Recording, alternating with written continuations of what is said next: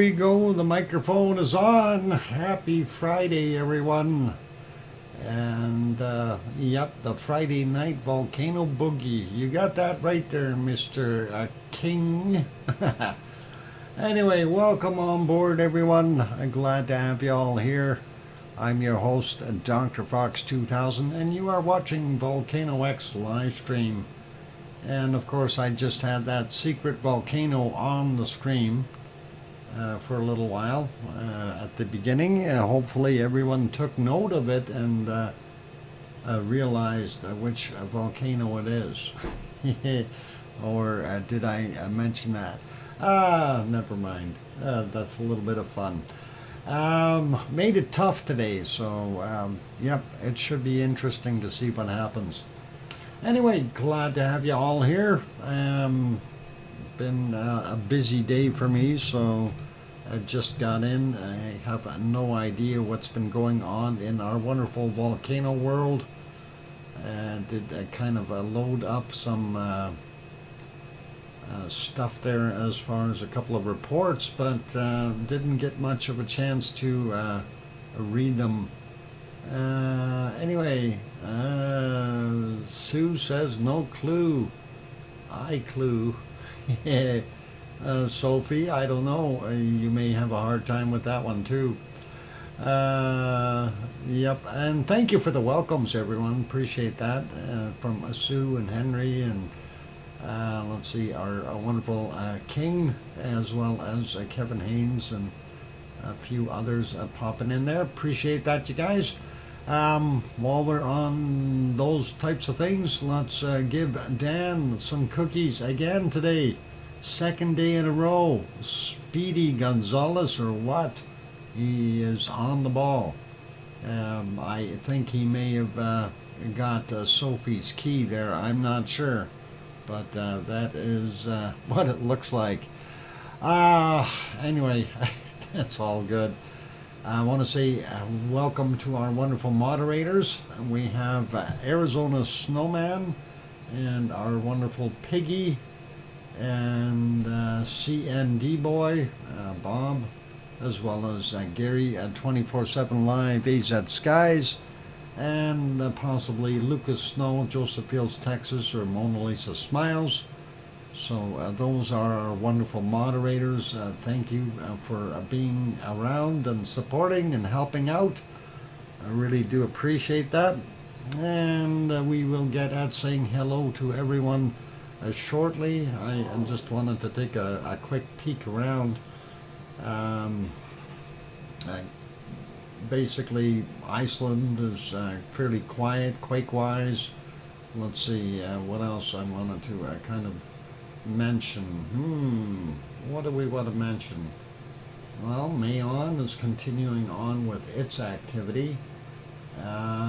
Earthquake-wise, nothing really serious out there. The biggest I think I see is about a 5.6 on the map, and that is in the mid-Atlantic ridge. Well, there's also 5.6 over in Japan, so maybe a close, maybe another one in Tonga as well, and 5.0 on the Kermadec Ridge.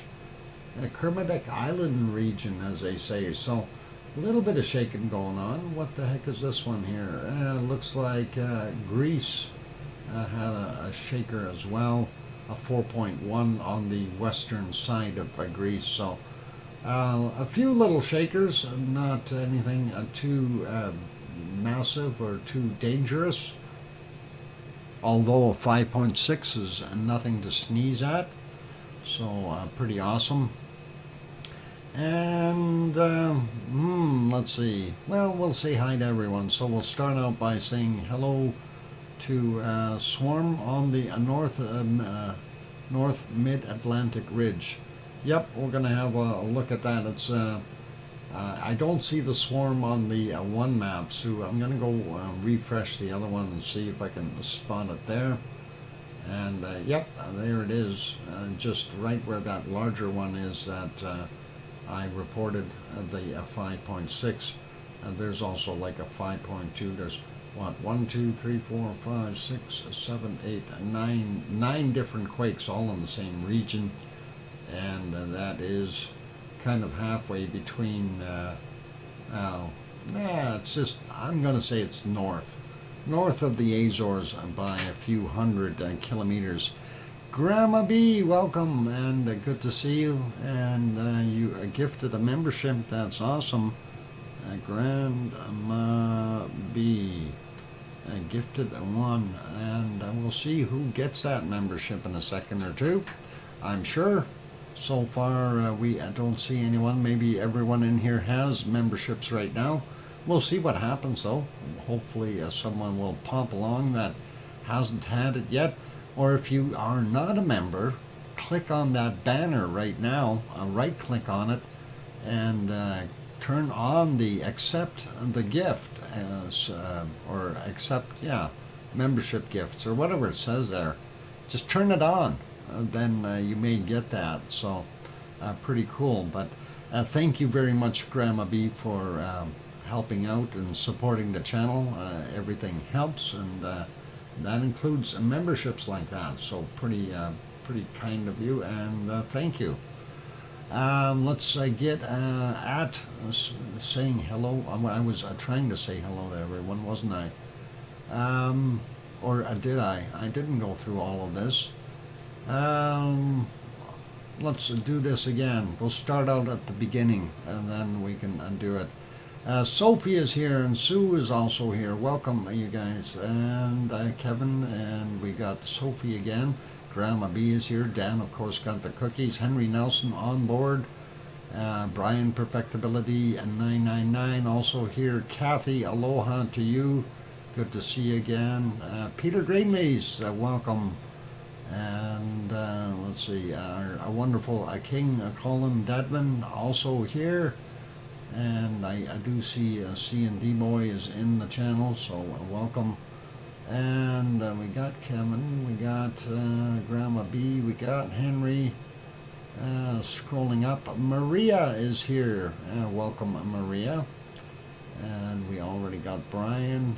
Scrolling upward, looking for other wonderful names. Oh, Mummy of Hamsters, saying, hey, my lovely lava family. And welcome, oh, Mummy of Hamsters. Good to have you back on board. Still scrolling up, looking for other wonderful people. And I'm sure we'll find more than what we're already seeing. Let's see. Got Brian. Yep.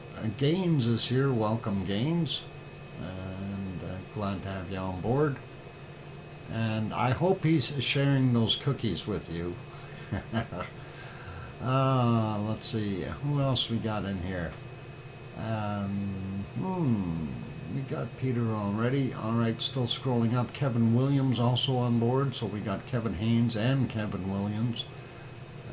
We just need one more to make a keg of Kevin's. Metal Omi 54 also on board. Welcome. And I seen you in the other channel or the other stream, and I was just in the process of setting up. That's why I didn't say anything.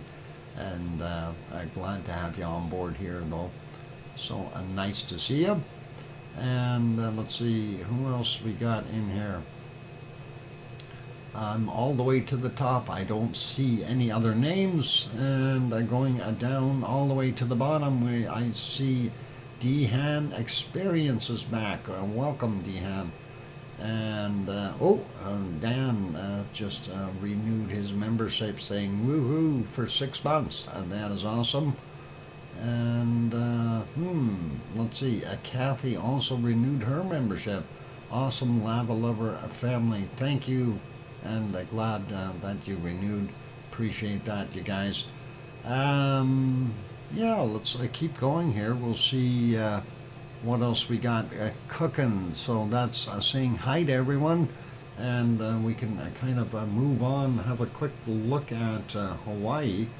And Hawaii really isn't doing a heck of a lot, so we're not going to spend a lot of time on it, but we do need to cover it, and I think it's important. Anyway, you are seeing the live shot of Halemaumau crater, and in the views, of course, you can see the smoke coming from the central area here. A little bit more smoke than we had before from that particular area. Some of it was from here. Still showing that. Still seeing that smoke coming from the northern leg or beak of our hummingbird lava pond. So interesting to see that. We do still have another smoker slightly further to the southwest.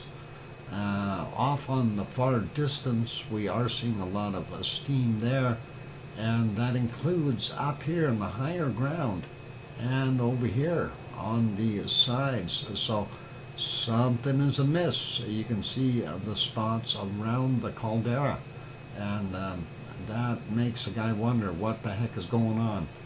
Maybe more lava intrusions. Maybe we'll see another parasitic vent. Who knows? Anything is possible. There's our old one on the southwest crater wall, not doing a heck of a lot, just sitting there and slowly crumbling, and it'll look like that in a couple hundred years. I don't know. It may reopen, it may not, it may just crumble up all the way. It does have some horns on it, which is kind of interesting. Tom Dice and Pepper are here as well. Welcome.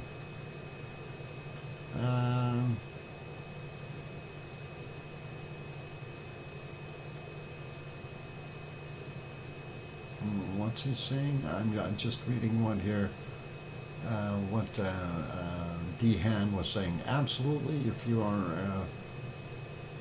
are on big chat, you can ask all about it.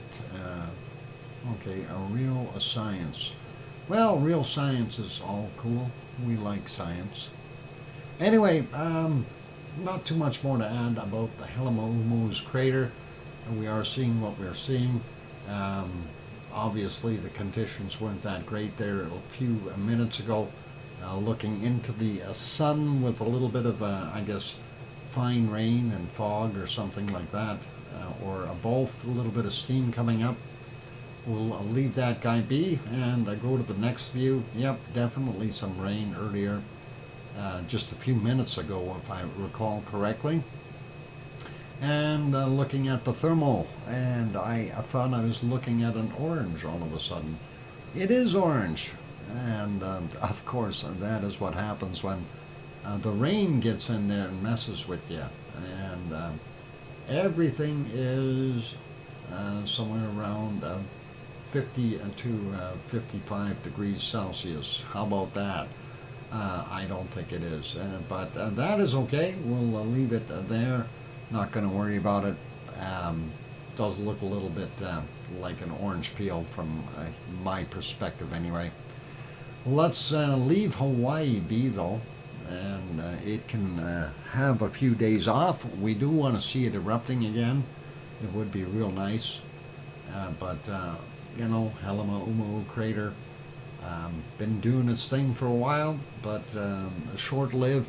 You know, kind of reminds me of what we had with Siggy Fisher. It ran for a little while and then shut down. And I hope that's not the norm, because I'd love to see some sustained, really cool, heavy eruptions. And that's, I think, what we're all yearning for. Anyway, let's leave that guy be. I'm going to find my Iceland here real quick and get ourselves over to that. Hang on, where'd that other one go now? Oh, there it is. Caught it moving. All right, made that one smaller, and let's go over to Iceland and see what we got happening there. Fog. Nice. Foggy in Hawaii, foggy in Iceland. Is there some kind of a conspiracy going on? I have no idea. Coincidence. Hey, Piggy is here. Welcome, Piggy. Glad to have you on board. Hugs. And there we go. Better picture of Iceland. And that is from about 10. Well, what is it? 14:30 is the time on that. So that looks pretty good. They do have some rain happening in the background here, obviously.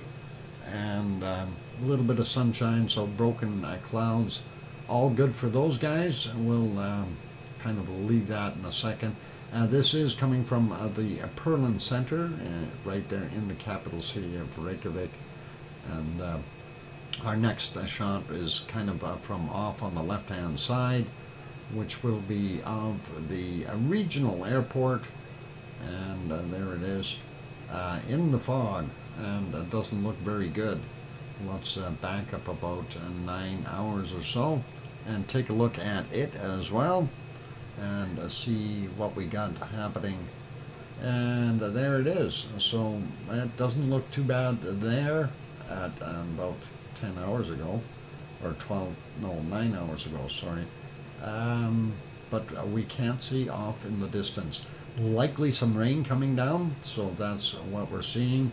Hopefully it will stay nicer for them for a few days. This one, of course, too, coming from the Perlin Center, gonna put that back on real time and re-shrink it. There we go.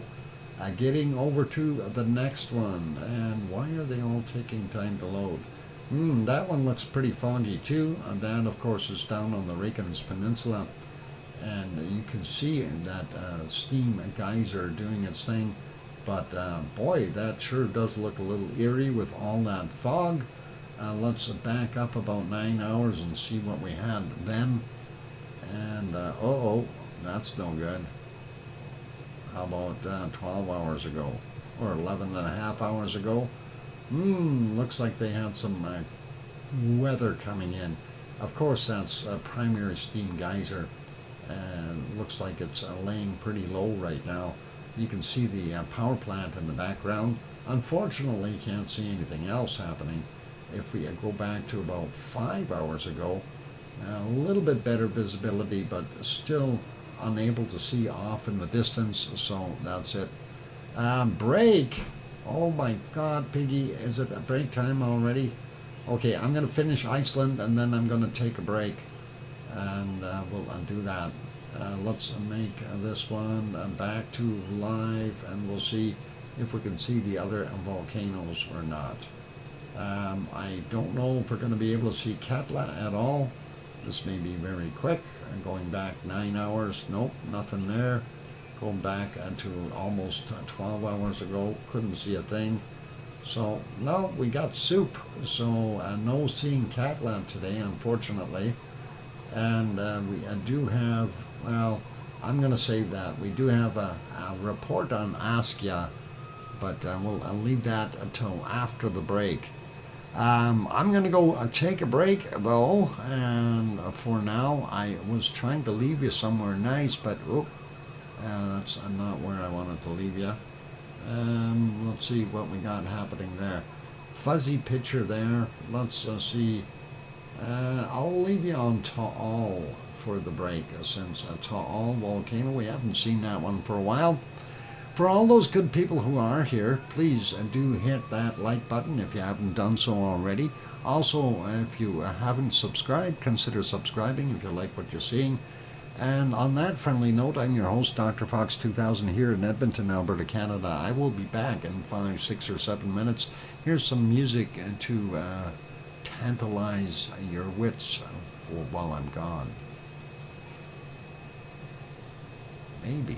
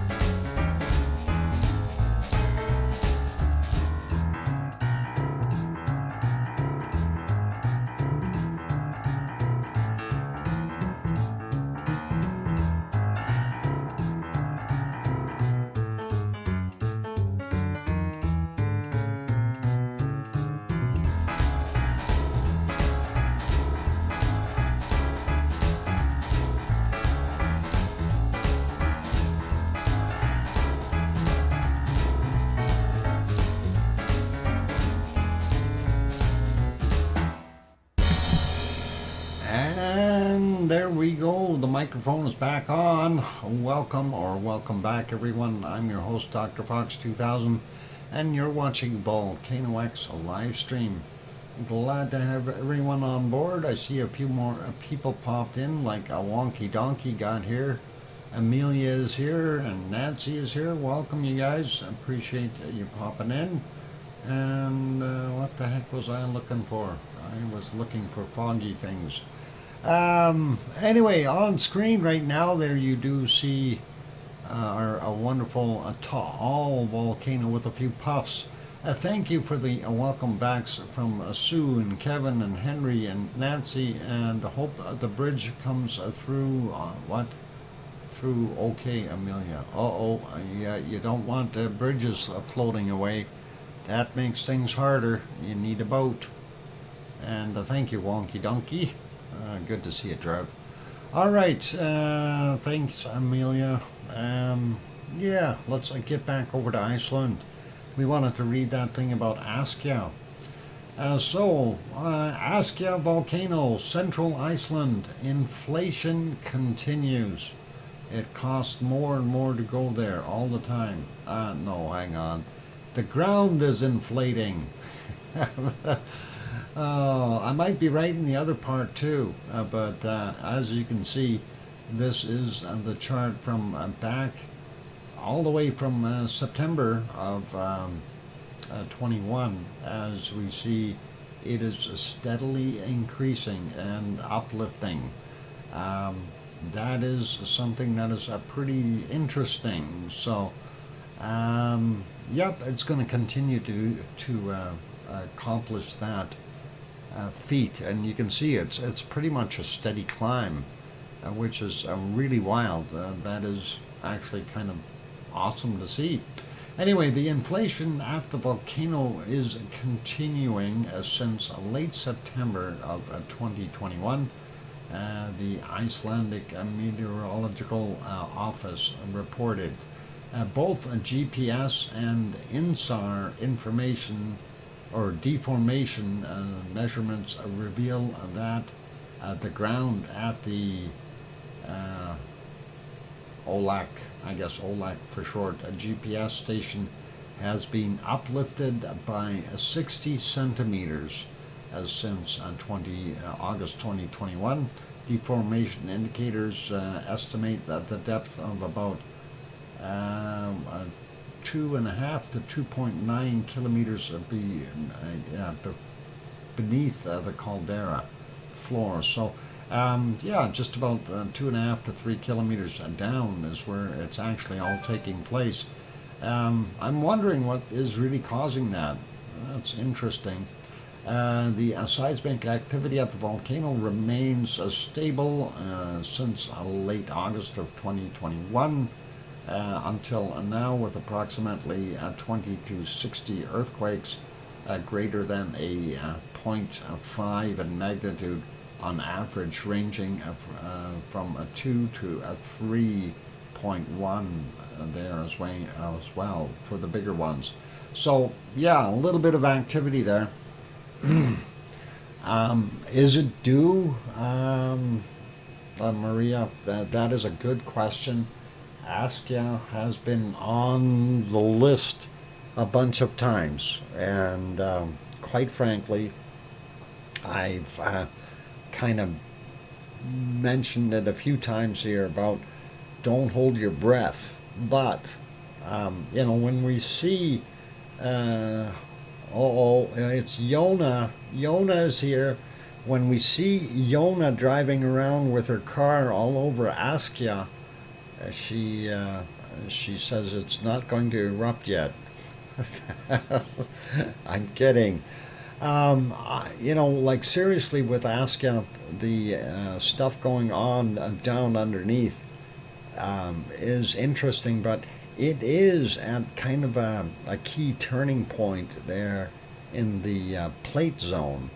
And, that's something that we have to put into consideration. So is it being pressured or, something pushing up against it, causing that deformation and uplift? That is one of the things that we have to wonder about.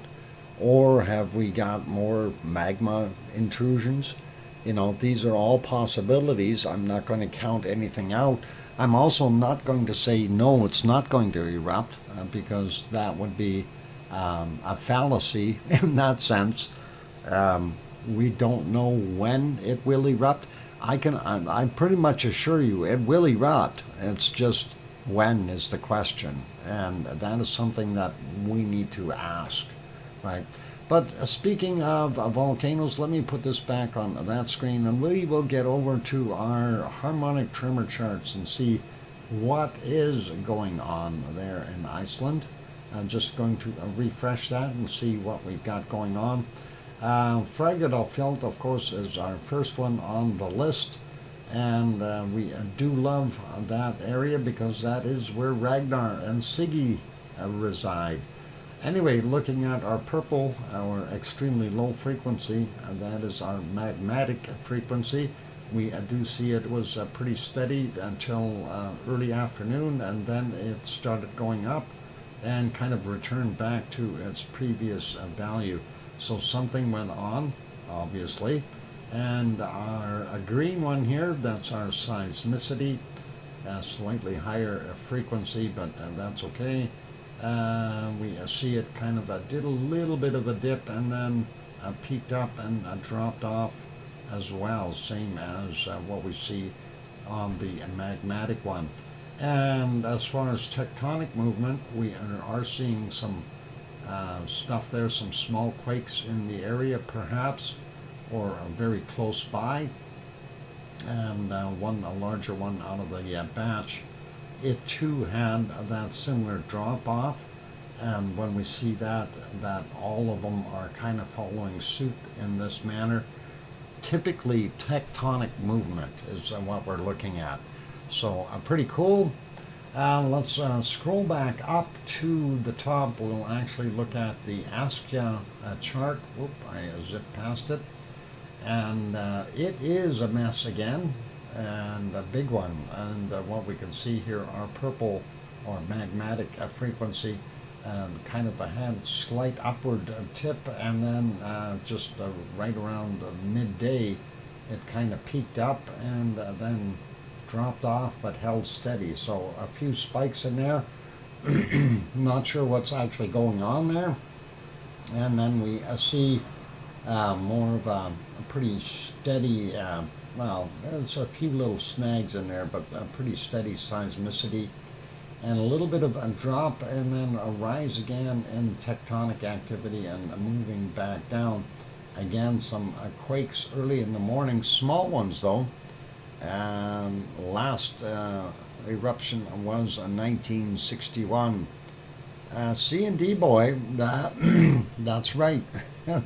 I'm trying to clear my throat. Hang on here.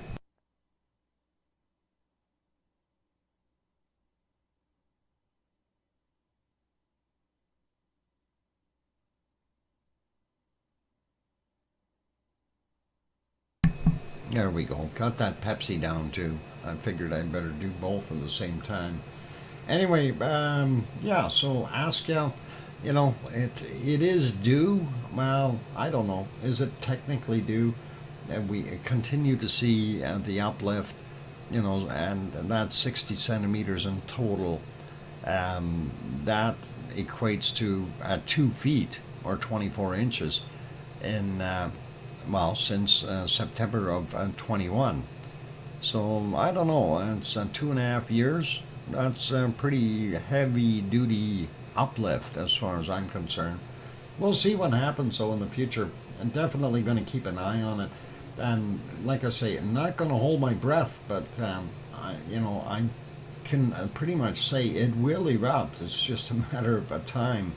Let's take a look at our next one. Hopefully Grimsey's chart is working.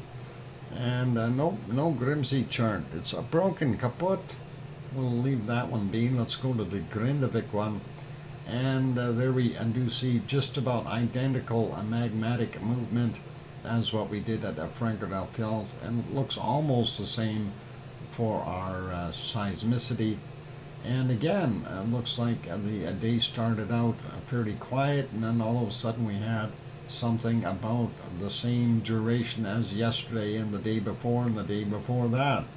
So again, I'm suspecting somebody's working in the area near the sensors with some heavy equipment of some sort and causing that. But then again, that's just a hypothesis. If anyone else has a proof, that would be really cool. Hey, Yona, maybe you can tell me. Is there somebody working on the highway or something near the Grindavik sensor? I'm wondering, are they preparing lots or something for a new land? I know that there were some, when I was there, they were ripping open some areas there, putting new pipes in and stuff. So I'm just curious if you've seen anything. Anyway, let's continue on. Of course, Grindavik is to the southwest of Fagradalfjall. Next one we're going to look at is Kristuvik, and Kristuvik is to the northeast. And there's Kristuvik. It's a little bit different of a pattern, but kind of almost the same as what we're seeing at the Fagradalfjall. Almost, not quite though. So, and welcome Diane, good to see you. And Maria, no, I already said hi to Maria. Let's see. Yeah, our seismicity about the same, and a slight drop at the end for both of them. And then we see our tectonic movement. A few quakes in here. I don't know exactly what happened there, but it spiked up and it could drop back down and then back up and just slightly down. So we see a few small quakes in that area too. So let's get over to the earthquakes. I'm going to put this one back on Fagradalfjall real quick, and we'll see if we can get it up there real fast, sort of. One more. There we go. Yep, right there. Okay, time for some earthquakes. Let's have a look at Iceland's earthquakes. I've got to get myself on the right map. They all moved again, so we had to do that. Okay, 27 quakes in the last 24 hours. And we'll start out with the stuff down here. I'm surprised we see all this area in the middle here. No quakes. That is kind of interesting. Very, very quiet. And I think we need to turn on the plate boundary line. That's that big heavy red line, and the seismic sensors or seismometers. There we go. Those are the little purplish colored, pinkish, I don't know, diamonds anyway in shape. Let's zoom in on the Reykjanes Peninsula first off. There, of course, the capital city of Reykjavik, and you can see it there. If we zoom in a little bit more, you can see the regional airport, and there's the Perlin Center where the videos are being taken from, and of course they are seeing that and this from those two cameras that we look at. Anyway, let's get down here and we'll see what we got. There's a Keflavik airport. If you are flying there, you'll end up landing there. Keflavik, Reykjanesbær, Yardvik. Down here is Grindavik. And of course, we have the Blue Lagoon. And over on the other side is the power plant. If we just zoom back out, go back down here for a second, there's the location of the lighthouse. And the other camera is actually right around here somewhere. So very close. We usually see that intersection right there, and a bit of that road, and that camera view is in that direction. And if you look over here, that's where that geyser is. So pretty awesome to see. Anyway, let's take a look at what we've got for quakes in the area. Thanks for the 4-minute warning, Tom. We have a 1.85, 9.4 kilometers down, 6:11 today. And this one is a 1.6, 6.5 kilometers down, 10:54 a.m.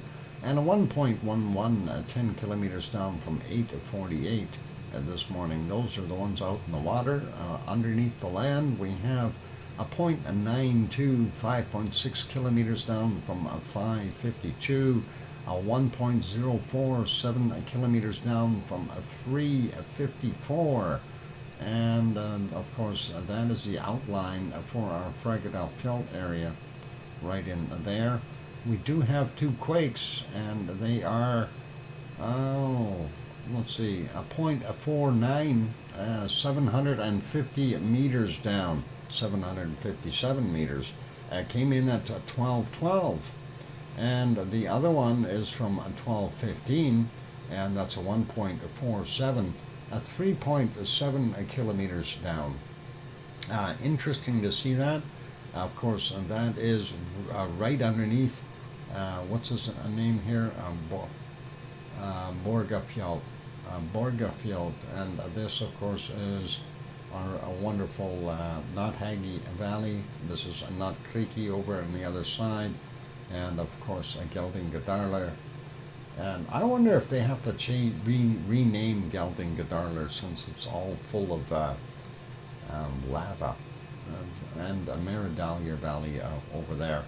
And of course, that is the location of Ragnar and Siggy, and the Siggy Fissure. Moving on, though, we go over closer to Krusevik, which is that little green triangle.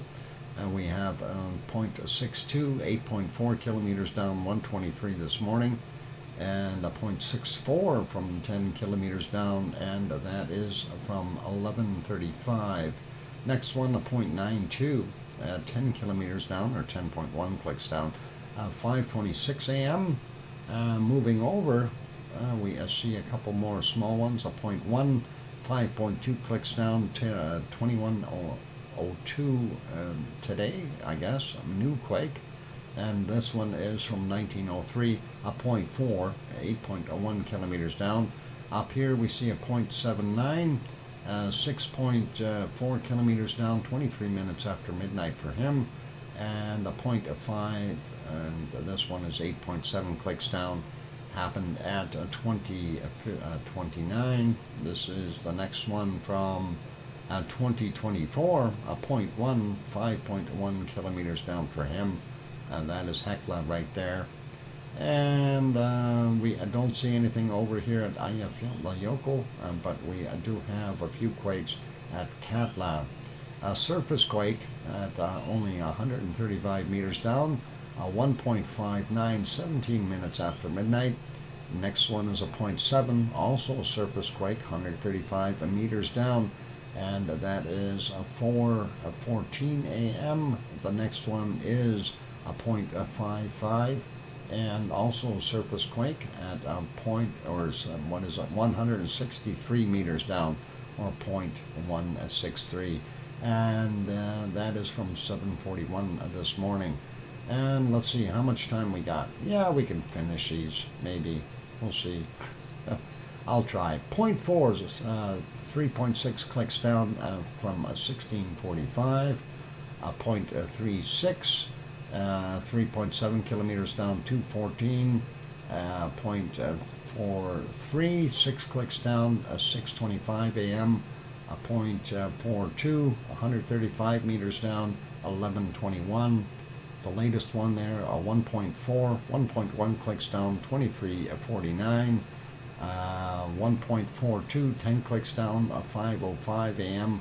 The big one out of the group, 2.05, 10 kilometers down, 4:06.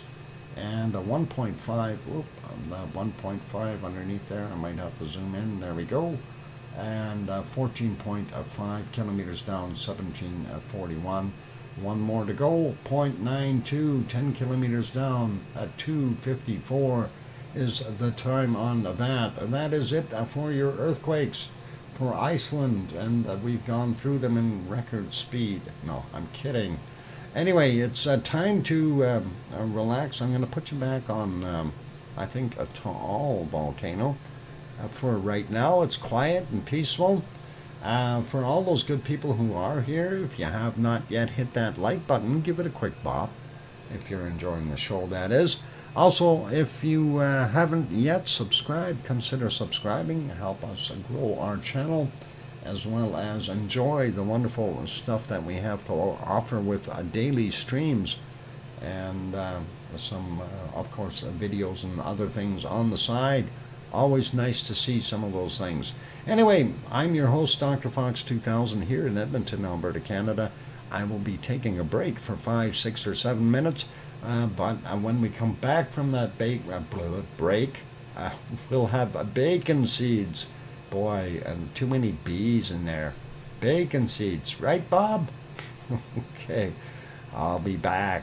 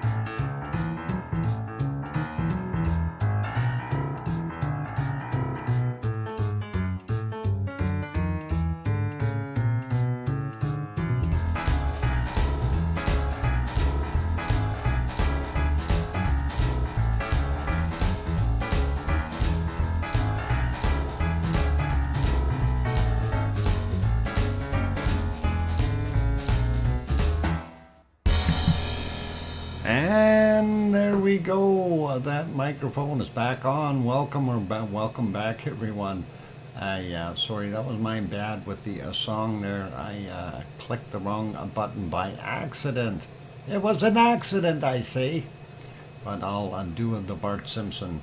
I didn't do it. Nobody saw me do it. Can't prove anything. Anyway, thank you for the welcome backs from Henry and Sue and Kevin and C&D Boy. You don't have to do that. Don't. I like that last tune. Was that Tucson Teas? Yes, it was. I did put that in there, Sue. And Sharon Stewart says, I hear you, DrFox2000. Or something like that. Sounds close anyway. Hey, it's time for bacon seeds, you guys. So let's not dwell. Let's go over and see what we can rustle up and see what we got for today. Of course, those were our last two beauties from yesterday. And of course, they're doing their hogwash thing. That is pretty good. When is a chore version coming soon? Oh, there, chore. Yeah, close enough. Close enough. All right. Yep, a wonderful hogwash. We love it, and that looked pretty good. They've got those pink rubber duckies in there, and half of them are buried in the suds, which is all right. Anyway, let's take a look and see what Piggy has sent us for today, and we'll move forward and see what we got. Ah, little guys. Little ones in the barn. Must be staying out of the heat or in the warmth or something. Maybe it's raining outside. Hopefully they will all be okay. That little fella is sure smiling though. He's loving it being there. He's got clean straw or hay. Looks more like hay. And that is pretty cool. And let's carry on to our next bacon seed. Oh, this is another one of his buddies there in the barn. And he's looking pretty good too. He's stretching his neck out. He's got neck exercises. So pretty awesome to see. Let's have a look at our next one. Shh, quiet. He's sleeping. What a cute little guy. Sleeping on the job. The little ones, they sleep and grow. That's how it works. It's awesome to see the little one relaxing and no cares, resting the bopper. Yep, you bet. And let's have a look at the next one. Uh-oh, and that's two of them. They look little too, those two guys, but they're little snout bopping. That's okay, and they look happy together, and definitely look like they're related. Pretty awesome. Let's take a look at the next one, and there's one. Oh, there's the one with the, well, his white stripe is right around the neck. The other one had it over here, so that is kind of cool. He's got his head and, of course, a tuxedo suit on, which is really cool. Kind of like that. And looking pretty good. He's got his own straw patch there that he's in. Pretty awesome. And let's go take a look at our next bacon seed. Ooh, two for the price of one. They're both getting fed. And that is awesome. Little ones are growing up, needing to get their good food. And yep, they got shavings in there instead of straw. I think straw would be better. Hungry bacon. Yep, they are. That's how they end up growing. Let's get to the next one on here. And we've got a 5-pack, of course. What's it say? Ridgely Acres. And that is pretty awesome. Nice to see them all lined up and ready to traverse in the grasses. Pretty neat. And let's get to the next one. And here's two of them. And I see spots in front of my eyes. Yep, and the one with the head up there is Well, they're both smiling. They're kind of going, "Ha, you're taking pictures, and let me show you my best side." Uh, anyway, smirking. I can just imagine what they're thinking. Next one is this guy, and of course he looks pretty ready for a bopping. Uh, anyway, looking pretty darn good. We've got one more bacon seed for today, and that is this one. And looks like he found himself a good chin rest on the other little piggy. So that is awesome. And he's got sawdust chips all over him. And there you go. That's our bacon seeds for today. A big thank you to Piggy, as always, for sending those bacon seeds in. Awesome, Piggy, as usual. And we really do appreciate it. And Piggy, of course, went to try to get some rest there, and that is all good. And we'll carry on and go over to our we'll look at Hawaii there for a second. We're not really looking at Hawaii. It's just that is where I have the secret volcano located. And there is our secret volcano. And Dan, since you're the one who said, "Oh, you know, that's easy," that's easy. Go ahead, Dan. I want to hear it. I know that's going to be a tough one. And people are going to have a hard time with it. No, Kevin, it's not Stromboli. Sorry. Definitely not Stromboli. And let's see. Not too many people guessing. I guess I've got them kind of stumped. No, Henry, it's not Villarrica. Sorry. No, C&D boy, it is not Colima in Mexico, but it sure does look close, doesn't it? Kevin Haynes says Merapi, no, and Wonky Donkey says Etna, no. None of the above so far. And Henry says Cotopaxi, nope, not Cotopaxi. Sorry. I knew this was going to be a little tough today. Hints. Oh boy. It's a volcano. I know. I can hear it. Yeah, hints. Let me see what I can give for a reasonable hint. It's in the Ring of Fire. It's no metal Omi 54. It is not Popocatépetl. Sorry. It's but it is within the Ring of Fire. So that is your first hint. And we'll save a couple more hints here. I had another guess, but used my guess already. Henry says Mayon. Henry's been guessing like crazy. So the C&D boy, if you got another guess, go for it. And let's hear it. We'll be willing to listen, sort of. Oh, let's see. Yeah, Henry, I know it's not good. It's not Reventador, no, sorry. It's also not a Krakatau there, C&D boy, sorry. And, you know, when Sue says she has no idea, then usually is a good indicator this is not so easy. And I kind of chuckle and snicker a little bit. Because I have to be honest, looking at that photo, when I first seen it, I thought it was several different volcanoes.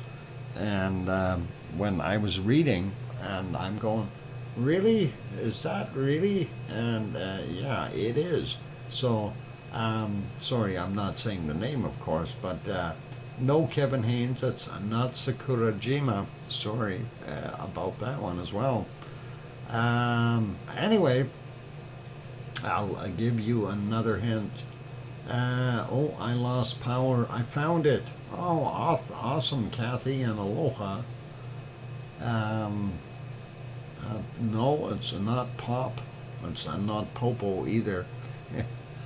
um, let's see. What else can we give you for a hint that's not going to blow it? It's in the northern hemisphere. How about that? It is in the northern hemisphere. And that should cut it down to about, oh, I don't know, 100 or so volcanoes. Oh boy. Yeah, that can be a little bit interesting. Kamchatka? No, Kamchatka is a peninsula. It's not a volcano. Kamchatka Peninsula has about 100 volcanoes on it. And, oh, Sue did answer, and Sue did get it right. I had a whole bunch there all at once, and I didn't realize Sue had got it already.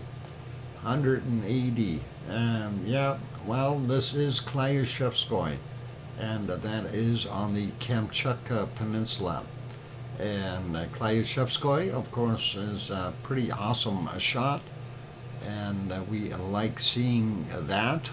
And she says 180. I wonder if that got switched around or something. Nice shot though, and we'll get Sue a stack of cookies since she got it. I shouldn't have given those hints out. There we go. Sue, let's see. All right, that's good there. And 180 volcanoes on the Kamchatka Peninsula. Yeah, that's a few. just a handful or 2 or 3 or 5. It is actually quite a large amount there for one area. And, you know, when you look at that volcano map and you turn on the area, it is very, very crowded. Matter of fact, we haven't done that for a bit, so let's go turn the volcano map on, and we'll have a look there. We've got to get rid of some of this advertisement and make that just a little bit bigger. And of course, oh yeah, they are showing the swarm there as well on this one, but it's not on the USGS for the I guess the mid-Atlantic ridge, as we call it. Anyway, we'll turn on all the volcanoes, and as you can see, if you zoom in here, you know, the ring of fire, you take a look at how many volcanoes you have, and it's just pretty much solid all the way along the ring of fire. So hard to say what is really cooking, but if we zoom in a little bit, there, all the green triangles, of course, are what we still consider active volcanoes, but they are just sitting there quiet. The red ones, and that's Bezimiani and there and Shivlish, they're doing their thing. Where's Klyushevskoy? Is here somewhere. May have a hard time finding it with all these things around it, but it's there somewhere. I'll see if I can find it. No, not showing up. Maybe stuck underneath a couple others. Let's see. No, not that one. We got to find it here somewhere. No, that's not it over there. So let's. Well, where the heck is it? Should be further north than that. But anyway, just loads and loads of volcanoes there in the Kamchatka Peninsula. So, you know, if we sit there, start naming all of them, or trying to, we'll just end up overdoing it. Shivlish up in the top there, of course, also erupting or continuing to erupt, and we've seen that before. But the old thing is the Ring of Fire has a majority of the world's volcanoes in it, and as you can see, the Aleutian Islands, and of course up here from the Kamchatka Peninsula, Kuril Islands, and down through a Japan area.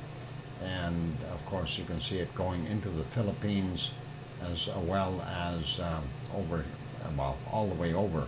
You can see where it is, and follow across and continue on the other side. Because of the Pacific Plate expansion, and that is kind of what we've got going on there. Anyway, let's see. It's 25 minutes after. We'll take a quick peek. I'm going to put that back on my earthquake map. Quick peek over at, something went wrong. We're not looking at that. There we go. How about that? No, I'm going to re-grab that shot. For some reason, something changed, and makes a guy wonder. All of a sudden, all by itself. Or was it? No, I didn't. I rebooted, but I shut everything down. I was kind of surprised when that wasn't showing up. Anyway, current view out there on St. George. Nothing too spectacular. Pretty much the same as every time we've seen it. You can see the lights of Pico Island off in the distance. And we are on the island of St. George or Sao Jorge, and you do see one of the villages and the harbor there all lit up. And on the other shot, of course, that is the wonderful cove or a bay that we always look at, looking for white water splashing up. Unfortunately, we came a little bit too late, so we don't get to see any of it. But that is okay. Let's go to our next shot, trying to see what there is for earthquakes out there on Pico Island. Nothing in this particular screenshot. Let's take a look and see if we can just do a quick grab on that and make that a little bit bigger so we have the whole page rather than just parts of it. And let's see, a magic stretch. Where are you? There we are. And we'll get that looking a little bit better. There we go. And we'll go over to the other map. And that obviously is refreshed. So we'll get rid of that, make this slightly larger. And there we see a couple of quakes 10 hours ago, a 2.2. And there's Fayal Island, and then of course Pico Island, St. George, Terceira over here, San Miguel down there. Anyway, let's grab this one here. It's a 2.25 kilometers down from 1435 today, and that's a GMT or UTC. The next one, 1 hour and 15 minutes ago, and that was a 2.5 in magnitude, a surface quake. And that came in at 23:12 or 11:12 p.m. their time, GMT or UTC. And that is it for the quakes for the Azores. Nothing really major going on there. Zooming out a little bit so we can see the area a bit better. Down here is the Canary Islands, our European Hawaii, if we want to call it that. Of course, that is where the Azores are. And there you've got Portugal and Spain and France and England and Scotland up there, and Wales and Ireland, of course. Over on the other side, we've got Newfoundland. This is Nova Scotia. And then, of course, Piggy, Sue is over here. She's waving. Look at that. She's waving at everybody. She's got good visibility, so she can see the world today. Awesome. At least I hope you do. Anyway, let's leave that there. And I'm looking at the time thinking it's almost time for a break. I think maybe we'll try putting on Popocatépetl as soon as I can find where the heck it is. I've been looking for it, and it's almost like a mystery. It seems to have vanished, and I'm not sure what's going on. To all stopped streaming. That is okay. We do have Semaru there, but I'm looking for Popocatépetl and I'm not seeing it. Where the heck is it? It's got to be somewhere. The gremlins got me again, I think, and that is not that good. Okay, and don't see it there. Where the heck has a Popo disappeared to? No, that is that. It's gone. Somebody has stolen Popocatépetl. It's almost like my entire Mexican stuff is gone. I wonder what the heck has happened to it. Okay, I know what I'll be doing during the break, and that is trying to find our wonderful Mexican stuff. Let's see where I can leave you. I did just mention that we had all shut down as far as the stream, but we do have the other one here, and that is Mayon. So let's take a look at Mayon during the break. I know it's just getting into daylight hours there, so it's not as pretty as it could be when it's nighttime, but that's a fairly steep volcano. Let you guys have a peek at that. I'm going to go take that break and maybe reload some Popocatépetl and see what the heck is going on. Don't go away. Keep smiling. I'll be back in a few minutes, and hit that like button if you haven't done that already. I'm your host, DrFox2000. I'll be back. Thanks.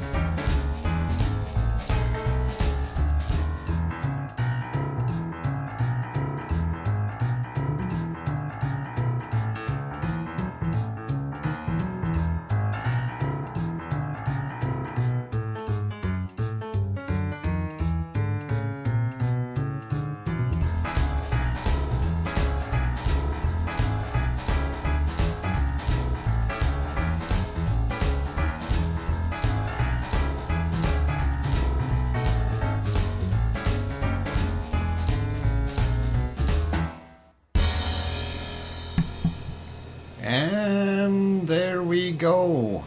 The microphone is back on. The exact same photo. I'm just reading what Wonky Donkey had there as a orangutan on Satero Island, Indonesia. I'm gonna have to look into that there, Wonky Donkey. Because I got that one off of Google, and it definitely indicated that it was a Klyushevskoy. But it could be wrong, it could be right. I am not sure. I can only go with what I see, and it's all good. Not quite the same. Interesting. Okay. Anyway, thank you for the welcome backs from Henry and Kevin and Judy M and Nancy Buchanan. And yeah, I'm going to have to look into that because I got that one from Google, and that is interesting. Same here, Doc. Okay. Yeah, it's kind of weirdish. Maybe somebody has done some editing or something, or somebody else has mislabeled it. The web page that I went to, of course, was displaying all kinds of different volcanoes, and that's what I had seen under the label, and I thought that would be what it was. But hey, we'll check, we'll double check and triple check and see what is going on. Anyway, yeah, I mean, mistakes can be made and can be had, so whether it's mine or somebody else's, we'll find that out. I will do some research and go from there, like I know what I see online, and we all know everything you see online is 100% accurate. Frustrating. There is no reliable source. Oh, come on, Henry. Everything on the internet is true. Oh, let's go over here to our next volcano. And by the way, we were at Mayon, and that was Mayon, at least so they claim. I've not been there, so I can't confirm it. And that's the story I'm sticking to. Anyway, there's what's happening at the Popocatépetl. It has a fluffy hat today, at least right now. Aliens made Sasquatch mislabel it. Oh, is that what the issue is? Let's go back a little ways here, see if there's anything coming out of the Popocatépetl. Well, in this shot from 1807, we do see a little bit puffing out. If we go back a little bit further from 1705, we are seeing something there. That's a good indicator that this volcano is still active. Let's go back a little bit more. 1624, yep, more of a plume coming out. Fairly white looking gas though. Not showing all that other good stuff in there. The tephra, with lots of lava lumps and things. The stuff we like, right? Not in there.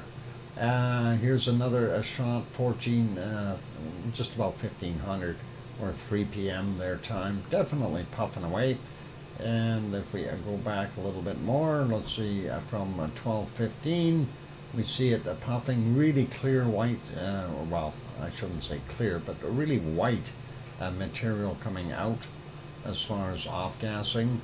And 1121, it was almost nothing. If we go back a little bit further, we do see at 10 roughly that it had a little bit going on, not much. And let's see if we go to the next shot here, 8:41 a.m. Very little coming out at that point in time. So definitely something going on there. We'll see what happens in the future. This is 6:51 a.m. Makes me wonder. Let's take a look here. I just got a Mm, okay, we'll maybe have to have a look at that afterwards there, Trevor. All right, so yeah, not so much happening there at our wonderful um, Popocatépetl today. And I did watch it last night for a little while. I didn't see any lava popping out or anything like that. And I thought, darn it, I want to see it erupting some more. Anyway, Popocatépetl, about 70 kilometers southeast of Mexico City. And it is a part of that big plateau. And I'm actually kind of surprised that it's up there. And not only is it a very tall volcano, but it is up on a plateau, which is kind of unique as well, considering its location. Anyway, let's have a look at some other ones. Next one we're going to is Fuego. Actually, I need to make that one smaller again. And there we go. Go back to Fuego, a volcano gray. And yep, that is not good. I'm just checking real quick through the stuff here. And it was visible in the morning at 9:32. And not that much activity happening there. We don't see any real major plumes or anything coming out of it. Not sure if that is actually off-gassing or if that's just some cloud that's moving upward here and getting a little heat and moving further up into the sky. And of course the cloud monsters were taking over this morning. So we're likely not going to see a heck of a lot coming out of Fuego, and we don't. We do see some off-gassing here. Again, very difficult to tell whether that is actual volcanic activity or clouds. So that's just the way it goes, and we can't do anything about it. Let's go to our next shot. A little further south, we are going down to a Messiah volcano. And Messiah is, of course, down in Nicaragua. It's off-gassing very heavily, and we can see the little curvature here of the arc of lava, if you will. And that is deep down in that caldera. Don't ever fall down in there. You can't get out. There is no hope. Isn't there a Star Trek show like that? There is no hope. No, never mind. I'm going to refresh that. Let's see what it looks like right now. That was from this morning. This is from now, from 1938, time-wise, and you can see that lava glowing down in the caldera. So pretty awesome, and let's carry on, take a look and see if our next one will show up. Something has gone wrong. Someone has made off with Recon de la Vieja. Somebody has stolen a volcano. We see it. It's missing. Actually, it says loading. I wonder where it's loading. We'll come back to that after the snowstorm. Hey, Henry, that might be right, and that could be what's going on there. Let's go to the next one, and that is down to Chile. And speaking of snowstorms, Laguna del Mole did have one. So you're not that far off. Let's take a look at this shot. And of course, this is from Lascar. That's the little further north there in Chile. These are the Chilean volcanoes that we usually keep an eye on. And not much happening there. I don't see anything really off-gassing off of this one. These things going by here look more like clouds, so that's what I'm assuming they are. We'll leave that be though, and we'll go. Really not much to look at Laguna del Mole, other than you've seen for a few seconds there, you can see either water or snow on the camera lens. And of course the other one is supposed to be Villarrica, but we've come too late, so we don't get to see it. Tomorrow though is Saturday, so we may be able to see it then. we'll see what happens. Okay, let's put it back on Popo Cathy pedal for now, so I know where that is.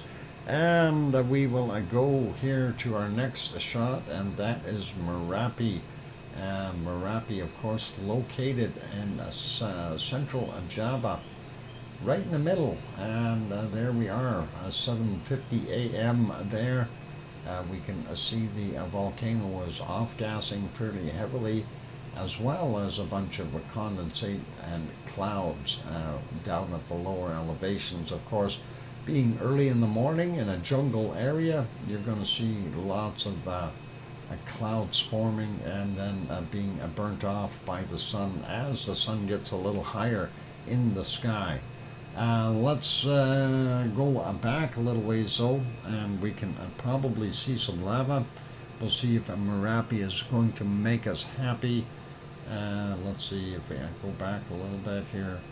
I'm wondering which camera they had it on. So looks like they had it on the side view for what we've seen, and we'll make that go a little ahead a little bit. Right around there. Well, there you can see it coming down the hill, the long range shot. There's the color camera, not very visible, and of course this is the side view. And if we let that go a little bit, you can see that was actually a fair amount of lava coming out of there. And I kind of like that little shot up there, but unfortunately it's not very clear or good. And we'll expedite this. There you go, a little bit more of that light as more lava is being ejected up at the caldera in this area. And the clouds always do funky things with it, so pretty cool. And there you can see it starting to roll down the hill. And of course, if you're looking at the bottom one there, you can see that bacon really spread out, and that is pretty cool. Let's see if we can find a couple more spots here. I don't think there was all that much activity while it was out of the clouds. And of course I did check this morning, but there wasn't a heck of a lot going on. And the other the shots I was looking at were pretty much in clouds. There you can see that in the color camera again on the bottom. Wish they would zoom in with that one. Anyway, that's what we were seeing there at Merapi. So I don't know, does Merapi make us happy today? Not really. But that is okay. We don't mind, and at least it has a little bit of bacon flow, even though we can't see it really well. I have a website to deal with. Goodbye all. Kevin Haynes, and no worries, be good and take care. And let's see what else we got cooking here. Just before I cut away, you see how that lava was coming down that hill. That's actually quite a bit of lava, and as you can see, it's moving fairly far off into the distance. So definitely over that 1 kilometer mark for that flow. Pretty awesome. Okay, and let's see what else we've got. And I'm going to make this one a little bit smaller. Well, maybe we'll wait another second or two. I'm just looking at that color camera down on the bottom left-hand side. That's quite a bit of lava. That is really far down as it heads into that smoggy abyss that they call a fog and clouds there. So actually pretty cool to see that. And of course the top left view is the IR camera, or infrared, and definitely brightens the day up. Let's leave that be though. We'll carry on with our stream and go to our next volcano. That should be this one, and make that bigger. Unfortunately, I don't think we're going to be able to see it. This is Ruapehu in New Zealand, and unfortunately, big clouds, horrible clouds. I don't know if we're going to see anything at all today. Some weird clouds. Look at that. Almost looks like the Star Trek Enterprise. There's the nacelles, there's the strut, the body, and here's the saucer section. Oh wait, that's a different spaceship. Okay. Anyway, and Nancy is taking off as well. Nancy, I must say good night. Good night, Nancy. You take care and sleep well. All the best to you. Horrible cloud. Beam me up, Scotty. Yeah, something like that. Anyway, Ruapehu is hiding in the clouds back there. We're going to leave it alone and not worry about it for today's show. We'll make that smaller, and we'll go take a look at the next item up on the list. Going to refresh that. Yep, that is up to date.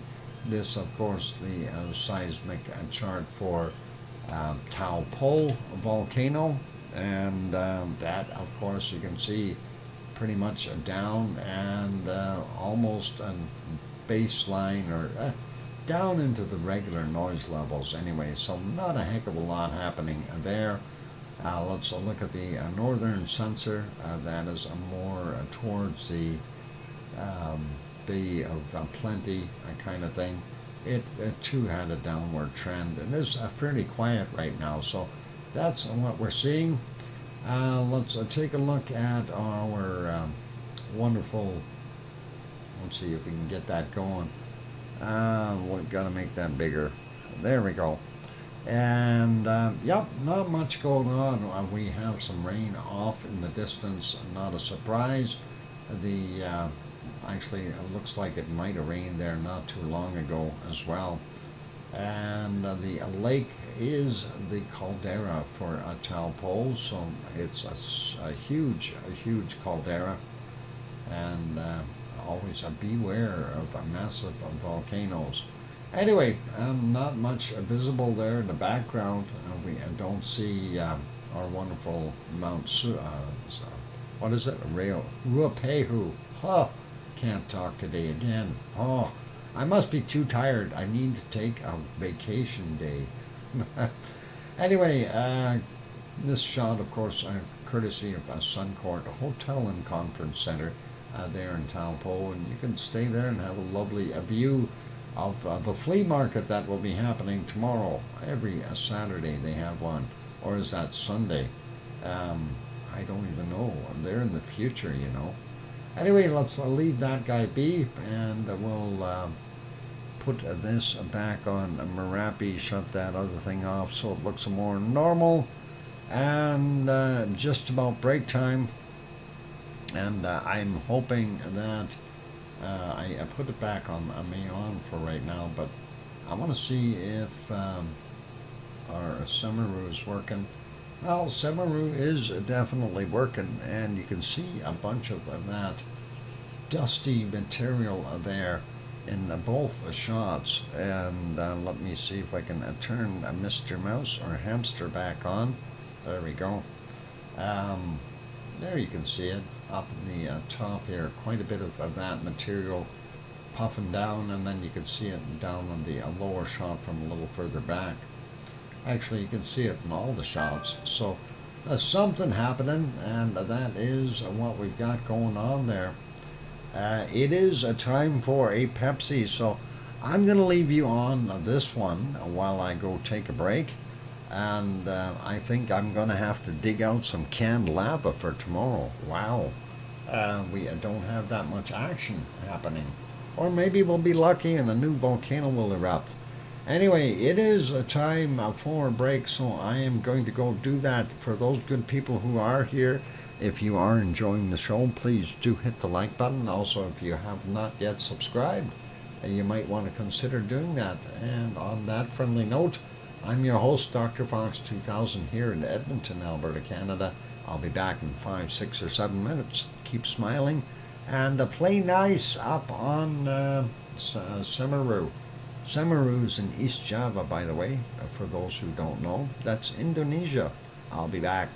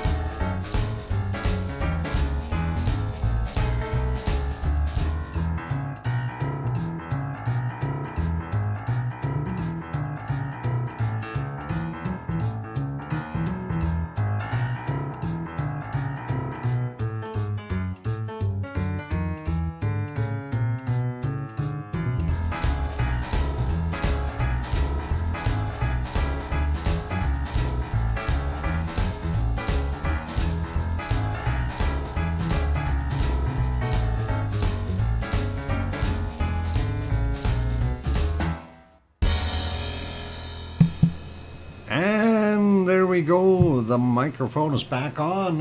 Welcome back, everyone. I'm your host, DrFox2000. You're watching a VolcanoX live stream. And looks like it's still a lot of dust hanging in there at our wonderful Semeru. I wonder what the heck it's doing. And that dust has gotta go. We need to see action.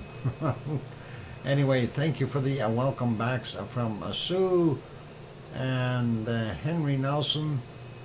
And let's see, Kathy, the baking soda won't hurt the lizards unless they eat it. And I don't think they're going to eat it the way it sits. Usually not enough quantity.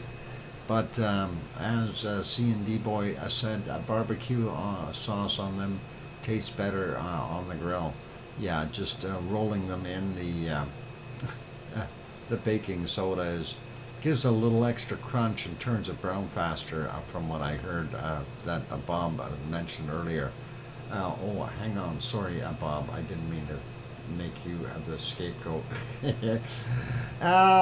Just a little bit of fun, you guys. It's all good. Anyway, we have on the screen our wonderful Semeru, and I wanted to go back in time a little bit to when it was doing something. And this is earlier in the morning at 3:49 a.m. And that is what it was looking like. You can see the distance shot showing lava going down a little bit, down to about there from what I see, a little bit lighter there anyway. So a pretty good shot, and there's the caldera, of course, close up. And there we go. That is a better screen, 3:50 a.m. and that looks not so bad. Like it, and hopefully it will continue to do some activity there. I know it was kind of not the best views earlier as well on this one, so anything is possible with the way things are happening there. Clouds rolling in, and of course in this particular scene you don't see any clouds in the background, so hopefully it'll stay that way, but I know it was different. There were clouds earlier for a little while anyway. Let's see if we can hit it on an interesting eruption. There you can see it is cooking quite a bit there, and it's got a nice plume off-gassing and glowing, so pretty awesome that way. Let's see if we can see this other one here. There's another eruption right there. You can see it blowing out a bunch of lava, and lava bombs. Don't be anywhere close to it. So that is something I've noticed with Semeru. Once in a while it'll throw lava bombs out quite a distance, and it just did on that shot. So pretty cool seeing that. And if we go back a little bit earlier, we did see a little bit of lava kind of rolling out. Bacon going down the hill. I'm advancing it a little bit here, trying to get to where I seen that. So we do see some wisps coming out, and there you can see it. It looks like the lava is kind of riding on top. Interesting to see. We may have some holes in there, or this thing is throwing more chunks out than what we see on the video. That is a possibility as well, since we are quite a distance from it. So we'll leave that one be, and let's see if we can find some more interesting action while it was popping a little bit, if you will. And let's see, this one is from 1:05 in the morning, and let's see if we can bring that up. There it is. A little bit more of that lava flying out. I gotta love it. And a fairly decent plume on that. Tom Caruso, welcome. I'm glad to have you on board. And yeah, looks pretty nice to see Semaru doing its thing during the night, and or at least their night. That's actually our future. Let's see if we can find. There's another good spot right here, or thereabouts. Let's back that up just a little bit. We see some lava. There we go. You can see a little bit of a burst there. This is at 2326. You see a few little lava bombs popping out, but not anything too great. And let's keep going and see. Maybe it'll happen right away here. Yeah, it got awful bubbly up here, so something obviously was happening. Looking pretty good though, and that of course Semeru, East Java, Indonesia, and that is what we're looking at. I'm just advancing it here 5 seconds at a time. I guess we really didn't have too much of an eruption, and just more of a lot of smoke being lit up by the wonderful glow in that caldera. This one was another one earlier, and you can see it. That is at 2201. And prior to that, I'm just looking to see where they zoomed in on it. And that would have been around here, 2139 on their Friday, of course. They're on Saturday already. As I mentioned, they're on in the future. And let's see, a good night, wonky donkey. Take care, Trev. And I'll check into that volcano. I really am curious now, because it had, I know the website I was on had that title, and they had the name of the photographer, and I will check on that later. I made a note here. Okay, let's leave this one be. We're going to make that smaller. We already had a look at all, and I wanted to go back into, even though he's finished his stream, we can go back and take a look at some of the lava there that we've seen during the night. You can see some of that. Again, they've got some cloud hanging in front of it, so hard to see what's really truly going on, but we see that lava moving down two paths. And we've got the one over on the left hand side, and this one. Pretty interesting to see that. And again, like I said, the weather conditions there sometimes aren't the best. If we go back a little bit more, you can see again those two flow patterns and of the caldera up top. So pretty cool. Let's put that one back on live, which is not live. He's finished his stream. I'm going to make that small for now. We do have a report on our wonderful Mayon volcano there on the Luzon Islands in the Philippines. And eruption continues with two lava arms.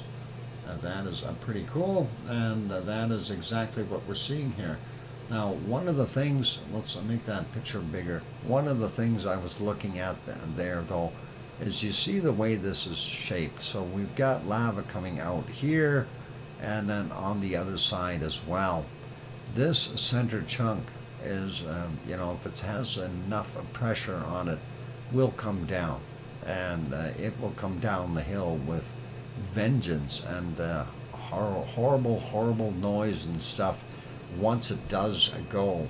So I'm gonna be kind of wondering what the heck goes on with it in the future, because that is basically just rocks and magmas, or sorry, rocks and cooled lava sitting up top there.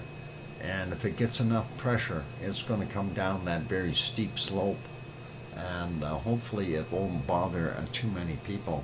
Anyway, let's see what else they got there for photos. Here's from the satellite image, and I'm kind of impressed with that, because you can really see the two arms that they were talking about, and the distance of that lava traveling.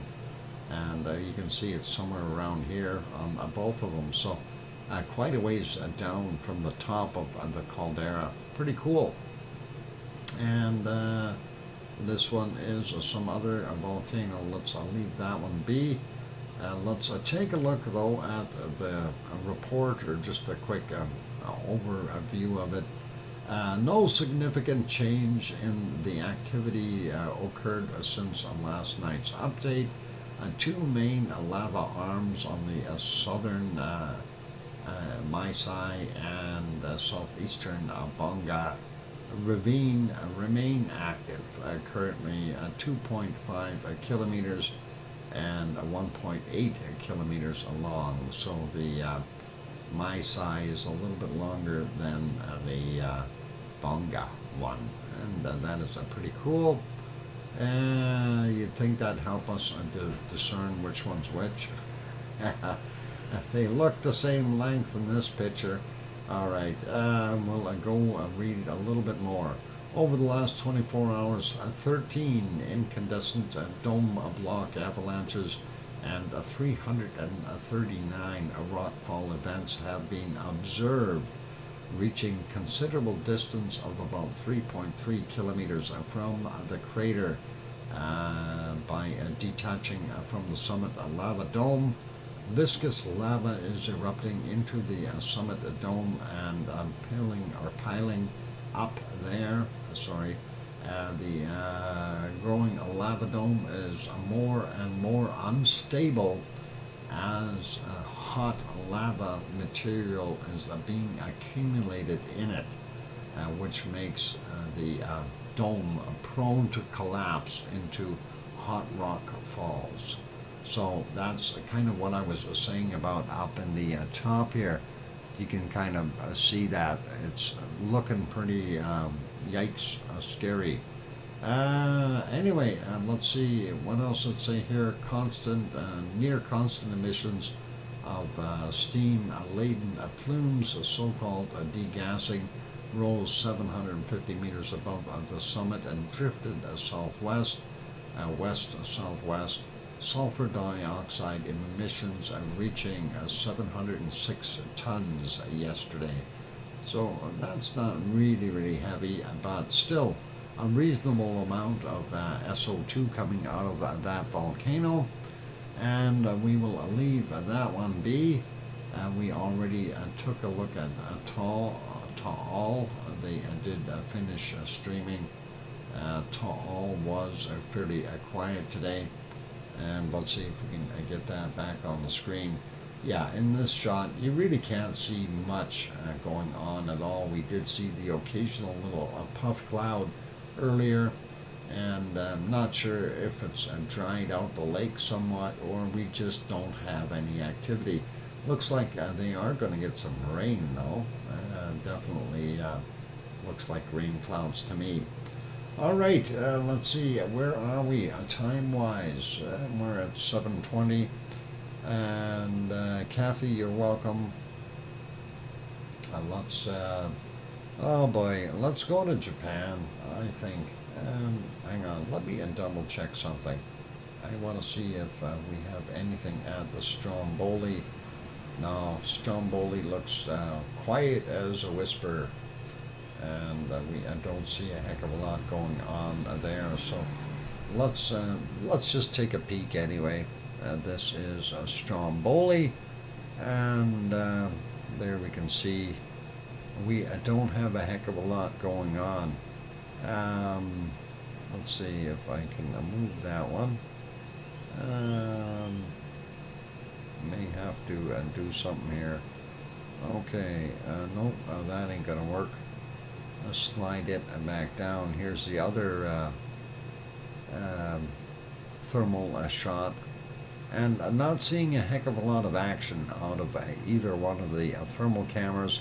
And of course over on the far side here you can see the vent, but not a heck of a lot happening there either. A little bit of a cloud and puffiness, but there is light, and whenever we see light we know that there may be something happening there. We'll leave that one be though for right now. We'll go over to Japan next, and let me get myself ready for that one. and we'll go and take a look and see what we've got cooking at Japan. Just got to make a couple other ones smaller here. Let's see if I go and fix this one. There we go. And we got those ones. Yeah, running the production. It's sometimes a little bit on the tedious side. So we were going to go to Japan. Let's do that.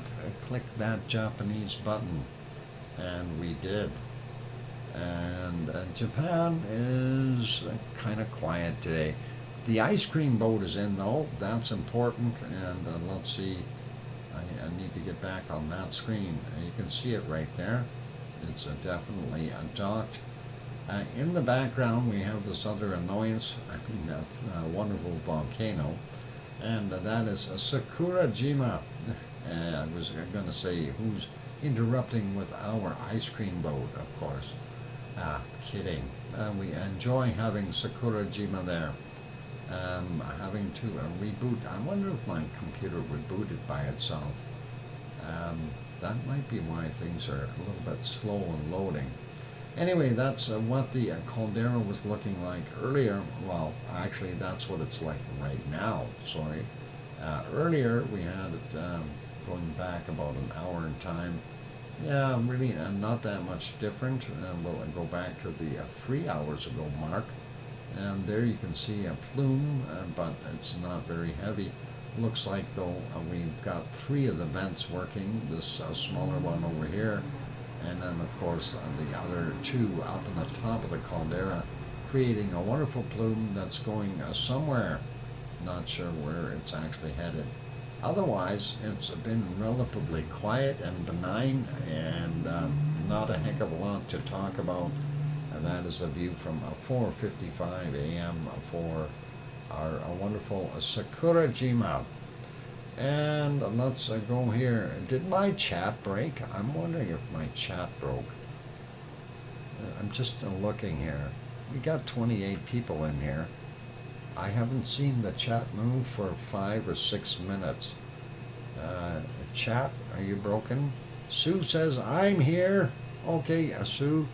Yeah, I was thinking with 28 people in the stream, at least somebody would say something every once in a while.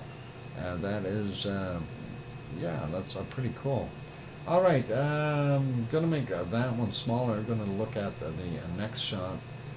And that apparently has commercials, but we're going to make that bigger and watch Aladdin disappear magically. There he goes. And, yeah, he did magic. Watch. Poof. Gone. Isn't that neat? There's your crater shot, or a close-up on the caldera. You do see some off-gassing from the vent over on the right-hand side. That's the smaller one that just became active recently. And, of course, when I say recent, I'm talking several months ago. And the other ones, of course, are the 2 big ones up on the top of the caldera doing their thing, so not much more to report on that. If we go back a bunch, it did look a little bit cleaner and neater, but yeah, not as much off-gassing or degassing as it is called. So let's leave that be. I'm going to put it back on live, make that one smaller, double check the other ones, and we'll go to this one next. Yep, and there we go. We see a lot of steam coming out of our wonderful Aso-san, of course, doing its thing. This is the primary vent right now within Aso. Aso, of course, is a huge caldera. Has the town of Aso and several other small towns in there as well, within that caldera. So that is pretty awesome. This is the only active vent right now within that system, though, and we do see a fairly heavy cloud of steam and SO2 coming out of that caldera. Pretty cool. We'll leave that. Well, we'll maybe sneak back a little bit.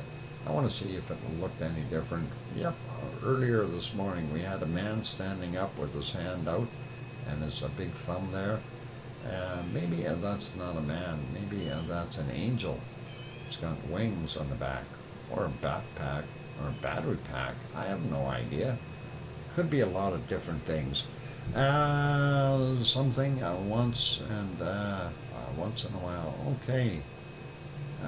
Let's go and leave that be. Gonna make that back to live and make it a little smaller. Let's go to the next shot. And this should be, well, we may not be able to see it again today. I'm back. I had to read aloud to someone. Ah, that's interesting. Doc, I found the secret volcano. It is Orangutan, a picture from China Daily, very similar to Klashevskoy picture. Okay, I'm gonna check into that. So you found it on China Daily. I'll have to double check. The other one that I got it from, well, I'll have to do the search on it again. We'll see if we can spot it. Because that bugs me if somebody has mislabeled it, and if it is indeed orangutan, then I stand corrected. But we'll see what happens. Anyway, nothing but clouds happening there in our wonderful ASO, or sorry, not ASO, Asama. And Asama is hiding in the clouds. Asama, of course, about 100 kilometers west of Tokyo. So, yes, it is annoying if incorrectly labeled. And the worst part is, Sue, as you mentioned, it's very similar. They do look alike. That's the big problem. Many of those volcanoes, you know, especially on a nighttime scene shot with lots of lava, they do look very, very similar. So we'll have to check into that. Anyway, yeah, too much cloud there. Not going to worry about that. We can't see it, and I won't fight with it. Let's go back here. Ice cream boat is still there. If you haven't got your ice cream yet, you better hurry. They'll be taken off in a few minutes. And I'm going to leave it on here and go have a break. And after the break, we will go, well, hang on. Am I going to leave it here? I got one more volcano we want to look at real quick. Let's take a look at Mount Etna. I wanted to see that one. Let's see if we can find what it's doing. And there we go. Yes, a lot more steam coming straight off the top of that. That was from 8:15 p.m. at their time. We're not seeing anything out here in the other vent, but looks like a lot more stuff coming off of the primary vent up top. Hard to tell if there's anything coming from the southeast back vent.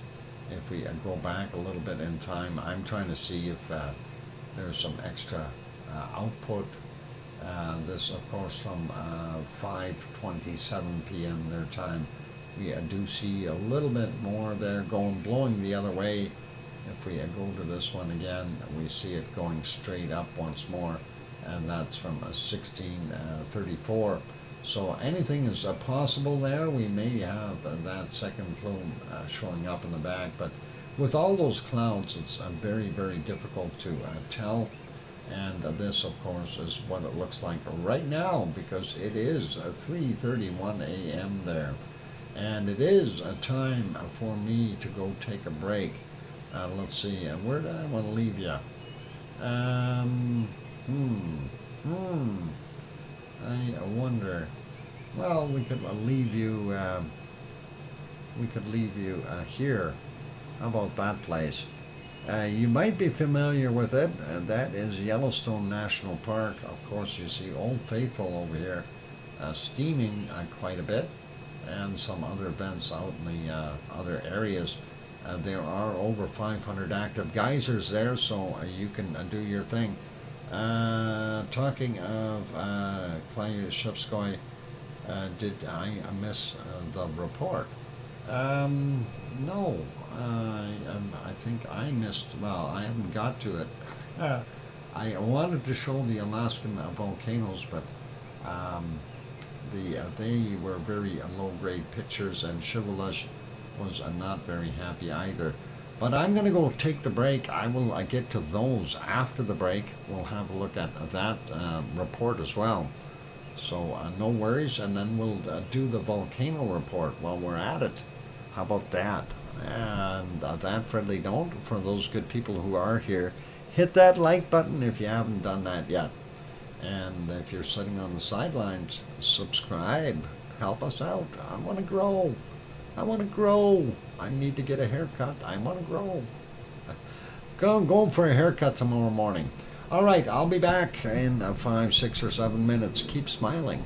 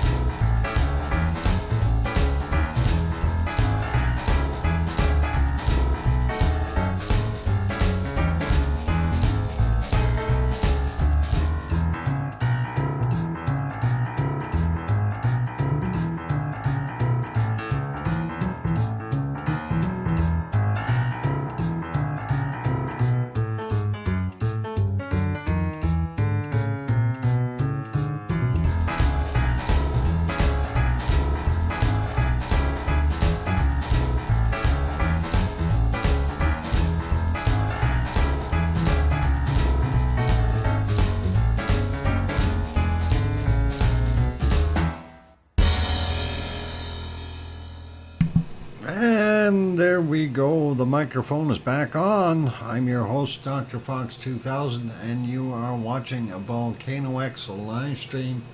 Of course, on screen is a Yellowstone National Park, and we are seeing their high definition camera flicker in action.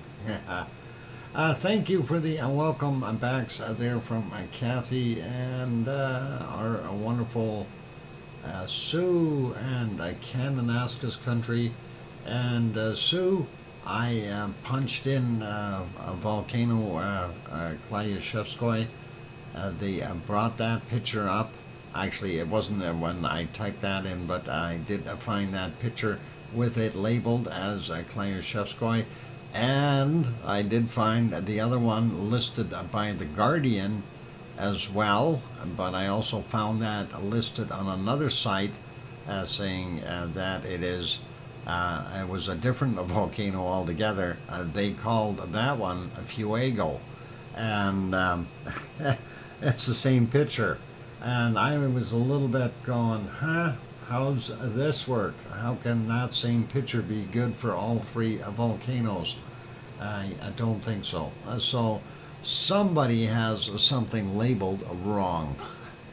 And I guess we are just victims of poor reporting or something like that. I'm going to be searching a little bit more, but that bugs me. I try to be fairly accurate with what I put out, so we have proper pictures from the specific volcanoes. And I know if you Google volcano pictures, it brings up just literally thousands of them, and none of them have labels. And I'm wondering if somebody has gone in and just grabbed one and said, well, this is Klyushevskoy, or this is Karangatang, or what have you, right?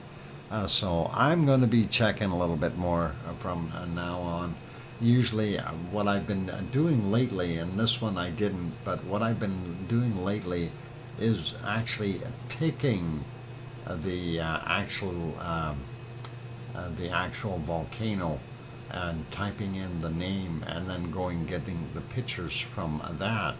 But Daily China says a picture is subject to copyright too, so that a picture has done some circuits. Yeah, well, if it's done some circuits, that's okay. We don't mind. But I try to be accurate with what I put out here, so I will have to kind of make sure that I get a little bit better confirmation, I guess, of which volcano it is. And sometimes it's difficult because on Google they just don't put down the names, and that is kind of something else that bothers me, and that's why I type in the name of the volcano that I want to use and then go from there as far as the pictures are concerned. So pretty cool. Anyway, let's get at we wanted to get okay, what did we needed to do the volcano report, but I wanted to we had the report on Mayon. We wanted to take a look at the report of Klyushevskoy. Let's go up to Shivlish first and have a peek at it and see what it is doing. Oh, something is wrong with that screen.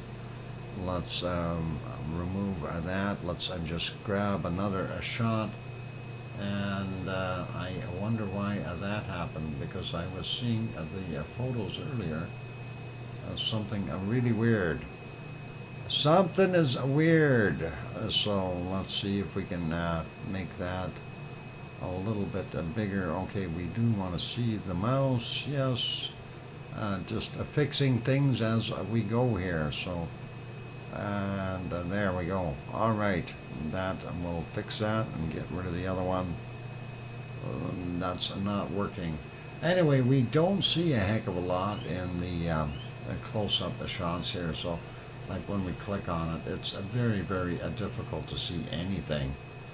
You know that there's something behind all that cloud work, but let's leave that be. The distance shot, it does show a little bit more. We do see some clouds up here. Hard to tell if that's pluming out of the volcano or if that is just cloud. And again, you know, trying to be straightforward here, we can't tell what it is. So I'm going to leave that one be. I tried looking at the Alaskan ones here. Pavlov, just not visible. They've got some bad weather up there. Same thing with the Great Sitkins. We know it's supposed to be back in here somewhere. No visibility whatsoever. Wanted to take a look there and see if there's any issues with. We do have some. A little bit of flight level 350 or 35,000 feet. They do have something going on right in this area, and not sure how big of an area it is, if it's just that small one, but that is interesting. What are they seeing? Saying here, what is it? Max, I can't read because they got stuff over top of it. Max top or tog, yeah. Anyway, 35,000 feet is the highest it goes. So if you go higher than that, you'll be okay. And not seeing anything there right in that bulletin that's going to tell us anything. Anyway, a little bit of ash there, smoke from the fires in Alaska. Could be the smoke as well, reaching up to 35,000 feet. Very a tall height though. Let's take a look at, there's Klyashevskoy, and that eruption didn't look like it, but they had the other one, that's kind of that hump, and it was going down the other side there. So I'm not sure about how that was set up, but we'll take a look. Anyway, Klyashevskoy volcano, Kamchatka Peninsula, new Strombolian eruption at the summit event. And if we go click that picture, it shows it pretty cool and not bad. The other shot that they have, of course, is looking at it from the top down, from the Copernicus satellite. Ongoing heat radiation within the summit event at Klyashevskoy, a volcano visible from space today. And you can see that little red dot right in the middle there. So that is pretty cool. And that is what we're seeing. And let's see. After 7 months of calm period with little or no activity, the new eruption took place at the summit of the volcano at 23:23 local time last night. Moderate Strombolian type explosion generated a glowing scoria thrown at an approximate height of several dozen meters. Doesn't really tell you how big it was. Okay, the bright thermal anomaly was detected in the latest satellite images or image from the ESA's Sentinel-2 satellite today. Visible glow may suggest a rise of fresh magma inside the volcano's conduits. So that's pretty cool, and we'll see what else we've got from there. That is nice. I like that. I'm going to have to check into those other photos though, because looking at this, you know, I'm usually pretty good with looking at it. How did they take that other photo is the question that I've got. It must have been with a helicopter or something, or a drone, because you can't see it from this point. There's no other mountains right close to it, so things to think about. Anyway, let's pop this back somewhere where we can see stuff while I do the volcano report. And I don't know, can we use Jellystone? We'll use Jellystone. Yellowstone National Park, of course. And there we go. We'll leave that on there. Old Faithful is this guy over here. So it's old. It's not doing a heck of a lot right now. Supposed to erupt later on tonight. Yep, on Jellystone, let's get to the volcano report. And we do have 3 for last night and 9 for today. So give me a half a sec here. I got to get some Pepsi down my throat, and then we'll give it a whirl.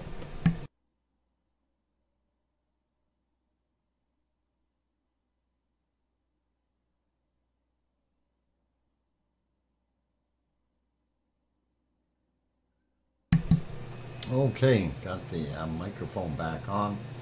And let's get at our volcano report. So, first one up for bids from last night was Popocatépetl in central Mexico. Volcanic ash emissions observed to 22,000 feet, 6,700 meters, and that was at 17:30.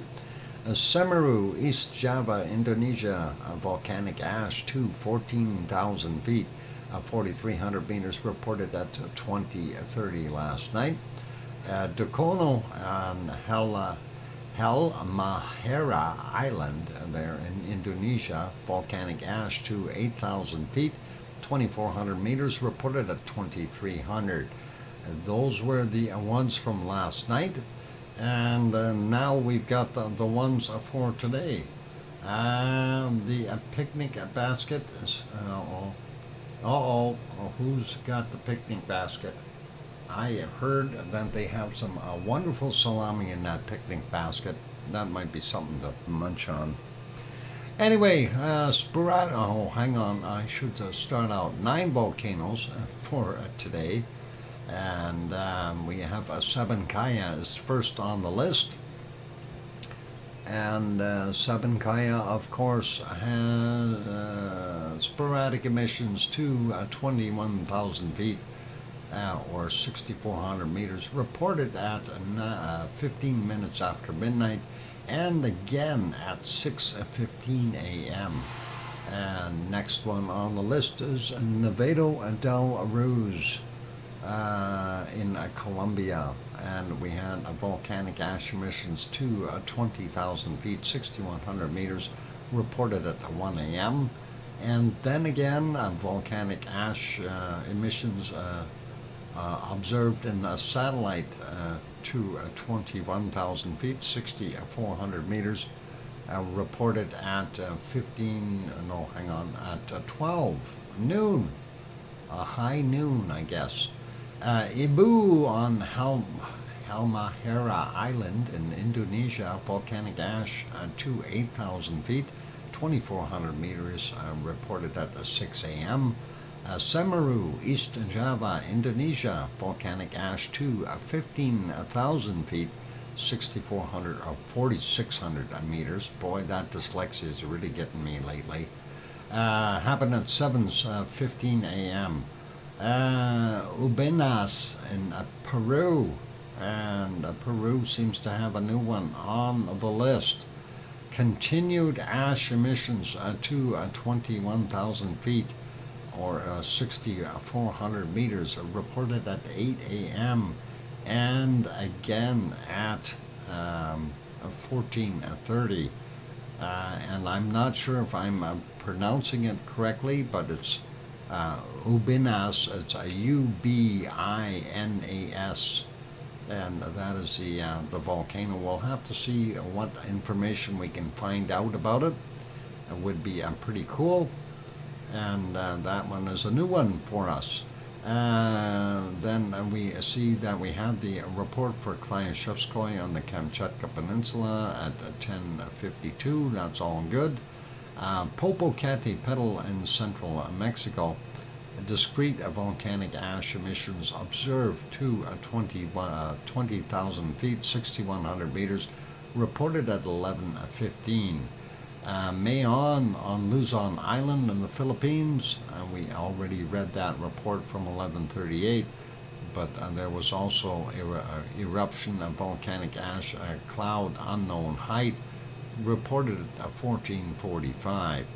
And we've seen the other report from Askja. We went through that as well. And that is it for our wonderful volcano report today. And a big thank you to Sue for getting that out to me. And as always, very awesome to have that and go through it. So, all right, did you guys find that picnic basket yet? I'm hungry. I want some of that salami that's in there. I heard that's in there. It's got to be good. If Yogi and Boo Boo are after it, you know it's going to be good. They don't go for the cheap stuff. Anyway, what do we got for time? All right, well, we got a little bit of time. Let's go from here. Well, we don't really want to go look at the earthquakes yet, but actually, well, maybe we can. I will get over there, and then we'll put you back over on the other one here in a second. Earthquake map, let's just do this for right now. We'll come back and get all the other ones later. I'm curious about this spot here. Of course, there's the Iceland, okay, and you see the Reykjanes Ridge, and then it turns into the Mid-Atlantic Ridge, and it goes down, and there's the Azores right in here. And this, of course, is a little swarm that's happening in that area. And when we look at them, they're all between 4 and about 5.5 in magnitude, or 5.6. So this one is a 4.4 from 9:51 this morning. The next one over here, 5.6 from 15:48, and 10 kilometers down. The other one was 10 clicks down as well. The bigger one underneath that, 5.2 from 13:08, and we do see the new one, 4.9 from 19:35, all 10 kilometers down.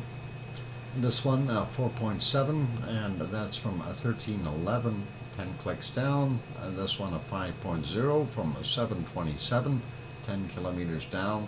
And this one out here, a 5.1 from 9:13 a.m. So kind of an odd, well, it's not an odd place to have things happen. We do know that the plate here, this one is going to towards North America and sliding that way, and then the other one is at that point sliding towards Europe, and that's the European plate and the North American plate, and this is the expansion zone. So we always see something happening along it, and pushes the plates apart as the magma comes up and fills up those areas. And a lot of times we see some stress happening, and that's basically what this is, a lot of stress on the crust, and we're seeing earthquakes because of it. Anyway, it is a time for a break, so where shall I leave you? I don't know. Hawaii doesn't look very nice, so I'm just trying to think what would be suitable. Hawaii was raining again, so we won't do that. And let's see. Well, I could put you back on a Semaru for now. They've got a nice glow during the night there, so I kind of like that.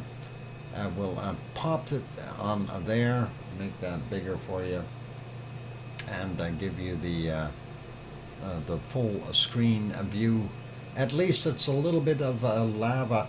I don't have any canned lava loaded right now, Sue, but I will load some up for tomorrow. I'm definitely going to do that. We'll leave you guys on this one for right now. Historic Hawaii lava. Yep, I was actually thinking about, because I do have a fair amount of that Hawaiian lava loaded. We can do something with that. Anyway, for right now, it is a time for a break. After the break, of course, we will go through the not the volcano map, the earthquake map. How about that one? And we'll then head over to our SO2 and our weather after that, whether we like it or not. And on that note, keep smiling. Have a nice time looking at our wonderful Semaru from late Friday night, their night. It's our Friday night now. It's matter of fact, it's only at 20:03, and they're saying this is at 22:27 their time yesterday. So I know, hard to figure out. They're in the future. We're not. I want their lottery numbers from them. Nobody wants to send me them. I'll be back. Don't go away. Keep smiling. Here's some music.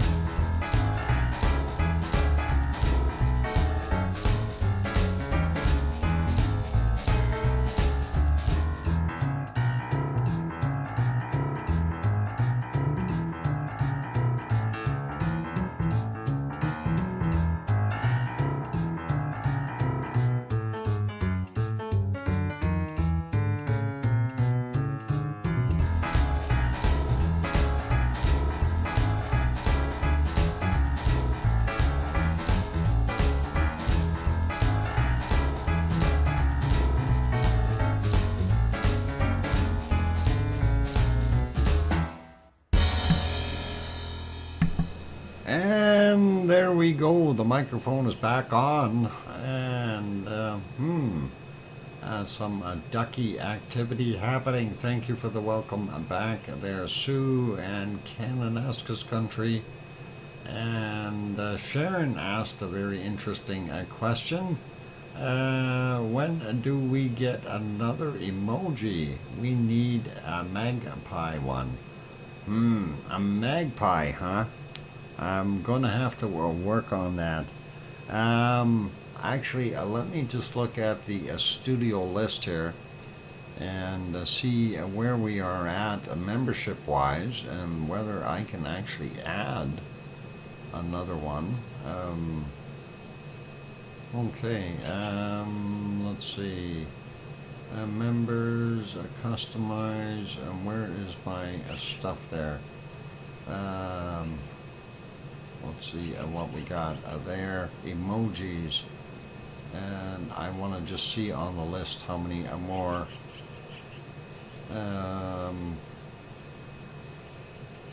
Okay, I'm allowed 19 emojis. I don't know how many I got. 1, 2, 3, 4, 5, 6, 7, 8, 9, 10, 11, 12, 13, 14, 15, 16, 17, 18, 19. I got 19. Hang on. I'm trying to figure that out. If I have enough, I think we can. Oh, I can add another emoji. Okay, well, I'll leave that for now. And that's all good. We'll see what we can do to perhaps add one or something. We'll try that. I got 17. It says I got 19. I wonder why. But we'll see. You can hear those magpies outside. They're being their usual grumpy selves, I guess, for the most part. Anyway, where were we going next? We were going to go look at the earthquakes. Let's make this one smaller and head over to the earthquake map. So we kind of had a look at what was going on that mid-Atlantic ridge just north of the Azores Islands, and I don't know what really to make of it, but hopefully we'll be able to see something there. Let's get this back to where we normally start from, Kamchatka Peninsula area, and looking to the east on the Aleutian Islands. We don't see anything very large happening there, so we'll leave those be, come down the west coast of North America, getting all the way down to Central America before we see our first one. 4.3 down in Guatemala, sorry about that, 4:15 a.m. and that was 98.9 kilometers down for that quake. So relatively quiet there, going all the way down through Chile. Nothing there, nothing over here that's new in the South Sandwich Islands. Sliding over a little bit over to New Zealand. We don't see anything on New Zealand itself. We do have one quake showing here on the Kermadec Ridge or Kermadec Island region, 5.0 from 1:26 a.m., 37.2 kilometers down for that guy. Makes you wonder what's going on there. And this is in Tonga, 5.6 from 1306, 10 kilometers down. We're going to have to look at that. The quakes there in Quebec/Maine. The other one here is a kind of, what do they call it? Wallis and Futuna Island region, and that was a 5.6, 1705 is the time on it, at 25.4 kilometers down. Moving a little bit to the west, we do see one just off the coast of Java, and that is a 4.6, and that's by about 98 kilometers south of Dempit, Indonesia. 5:30 this morning, our time, 120.3 kilometers down for him. Then we see one here not too far away from Sumatra. This is for 4.8 and 59 kilometers northwest of Sinabung, and that is in Indonesia as well. 42 minutes after midnight, 25.8 kilometers down for him. Don't see anything else there in the middle. We do see this one in the water here, Chinese area, 4.6 from 1307, 12.6 kilometers down. I don't think we've ever seen a quake happen in there, but interesting. Hopefully didn't cause any issues for those people. And Japan, we are going, Tokyo's right about here, and this one is a little further to the north, 4.8 from 1858, and 39.3 kilometers down for that.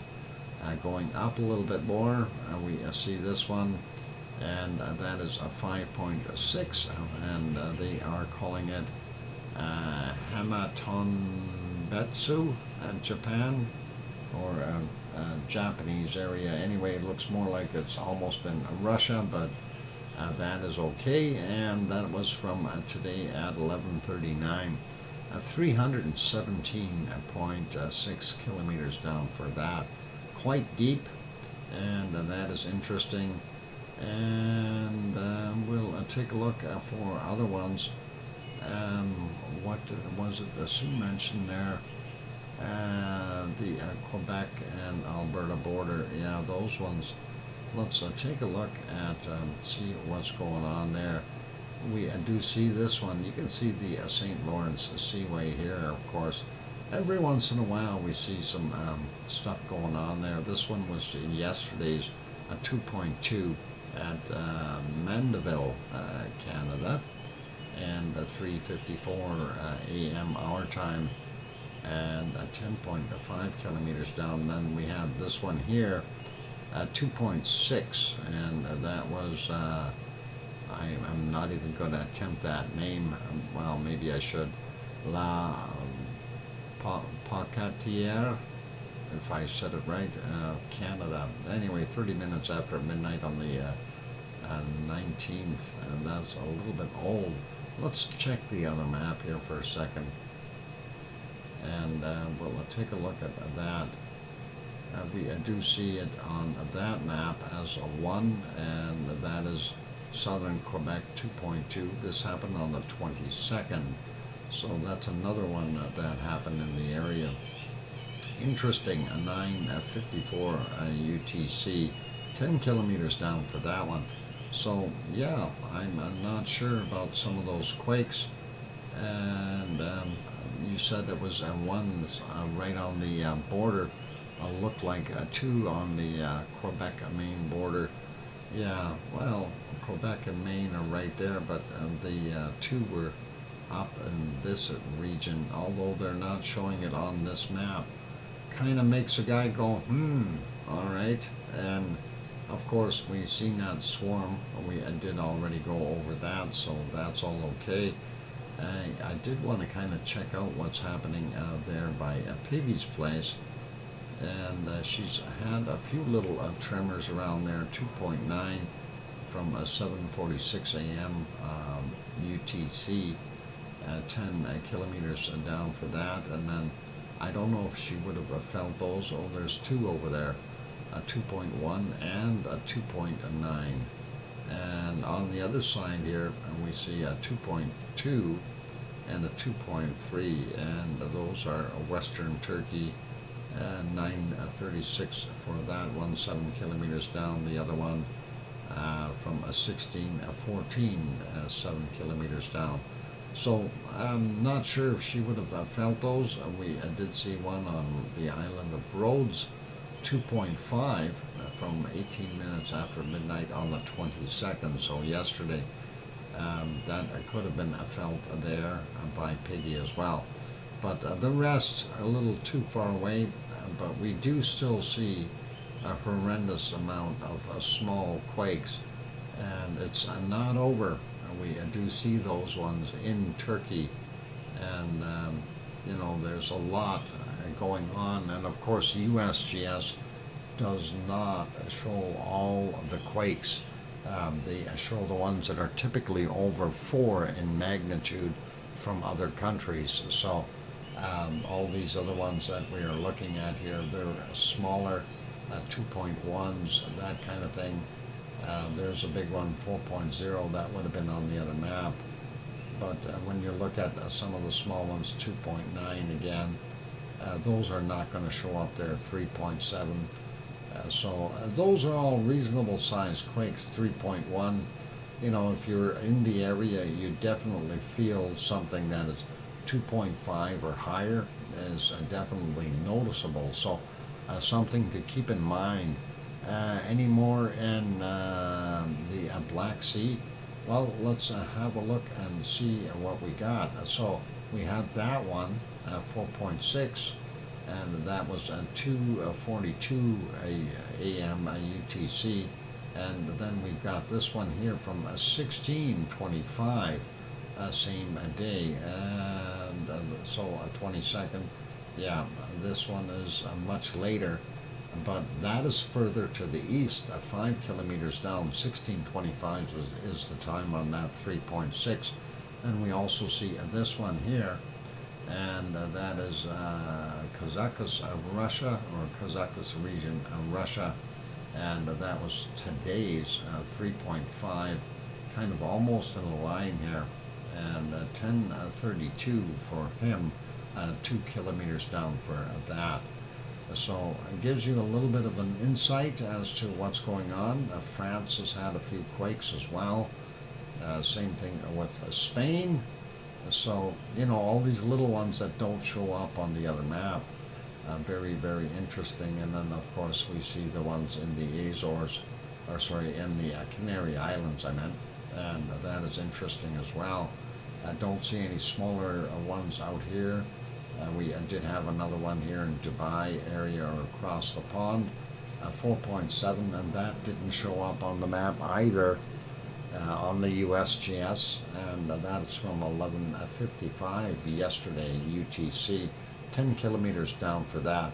And of course my interest in that is it's pushing the Arabian microplate northward, which causes all this, which in turn will push the Anatolian microplate into the Aegean microplate, and that causes these. So it's a kind of a circular pattern here going around, and of course that then pushes back down. That's kind of a neat and interesting. Let's put it back on this one. Pardon me. Gonna have a quick peek at Hawaii. But I do have to have a sip of Pepsi and clear my throat. Hang on.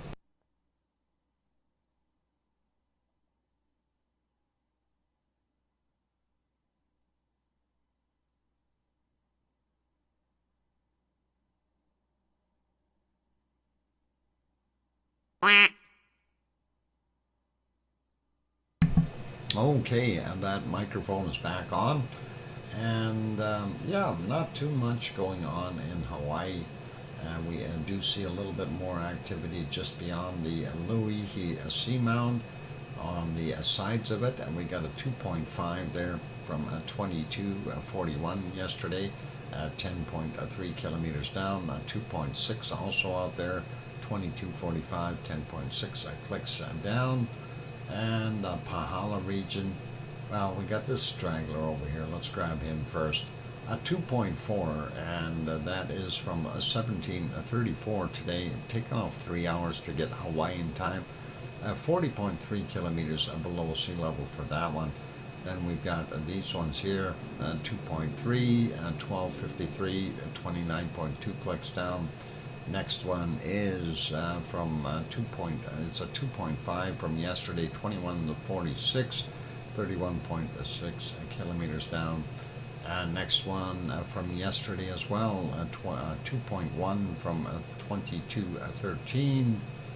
This one today's from 12:52, and that is a 32.2 kilometers down. for a 2.0. Next one, 2.8, a little bit bigger, and that is 12:46 is the time, 31.6 kilometers down. And the next one, 1.8 from 1732, 32 clicks down, and this one here, 2.3, and that was from 5:44 a.m., 29.6 clicks down for him. Then we got 1.9, 1726 today, 35.6 kilometers down, below sea level that is, and another 1.9 from 1914, 34.1 clicks down, and this one 2.1 from 10:46 our time, of course, take off 3 hours. That would have been 7:46 a.m. for them, and that's 35.2 kilometers down for that 2.1. That's it for our Hawaiian earthquakes, and nothing happening on any of the other islands, which is really good. We don't like to see anything else shaking. Poor Kathy, she would be up here wondering if she got quakes. I'm glad you don't get any volcanoes happening there, Kathy. And a big question, how often do you go into here? And of course that perhaps the lava is heading down to Loihi, from Kilauea. Sue, that is possible, but I don't know if it does or not. Anyway, looking at this shot real quick, that of course is what they call Diamond Head. And for those people who aren't familiar with a Diamond Head, you happen to notice the road comes up to this point here, and then it pops back out over here. And at least if I've got the map correct, that is what we're seeing, and that is the tunnel that goes through the volcano wall and comes out into the caldera here. And I did drive in there, and it was kind of a neat little drive, and I went there and came around that and went back out because it was too busy, too many people in there when I was there. So that was pretty cool. But that is a Diamond Head, and that is a pretty nice volcano if you want to go spend some time. But you know what I found though was if you go down the coast here and you get up the highway, this point out here is very windy out here. But if you're driving along that area, you get to see some of these other volcanoes, and they are indeed quite nice. You can have a look at some of them. Some of them are privately owned, others are government land, so it's kind of neat to see some of that.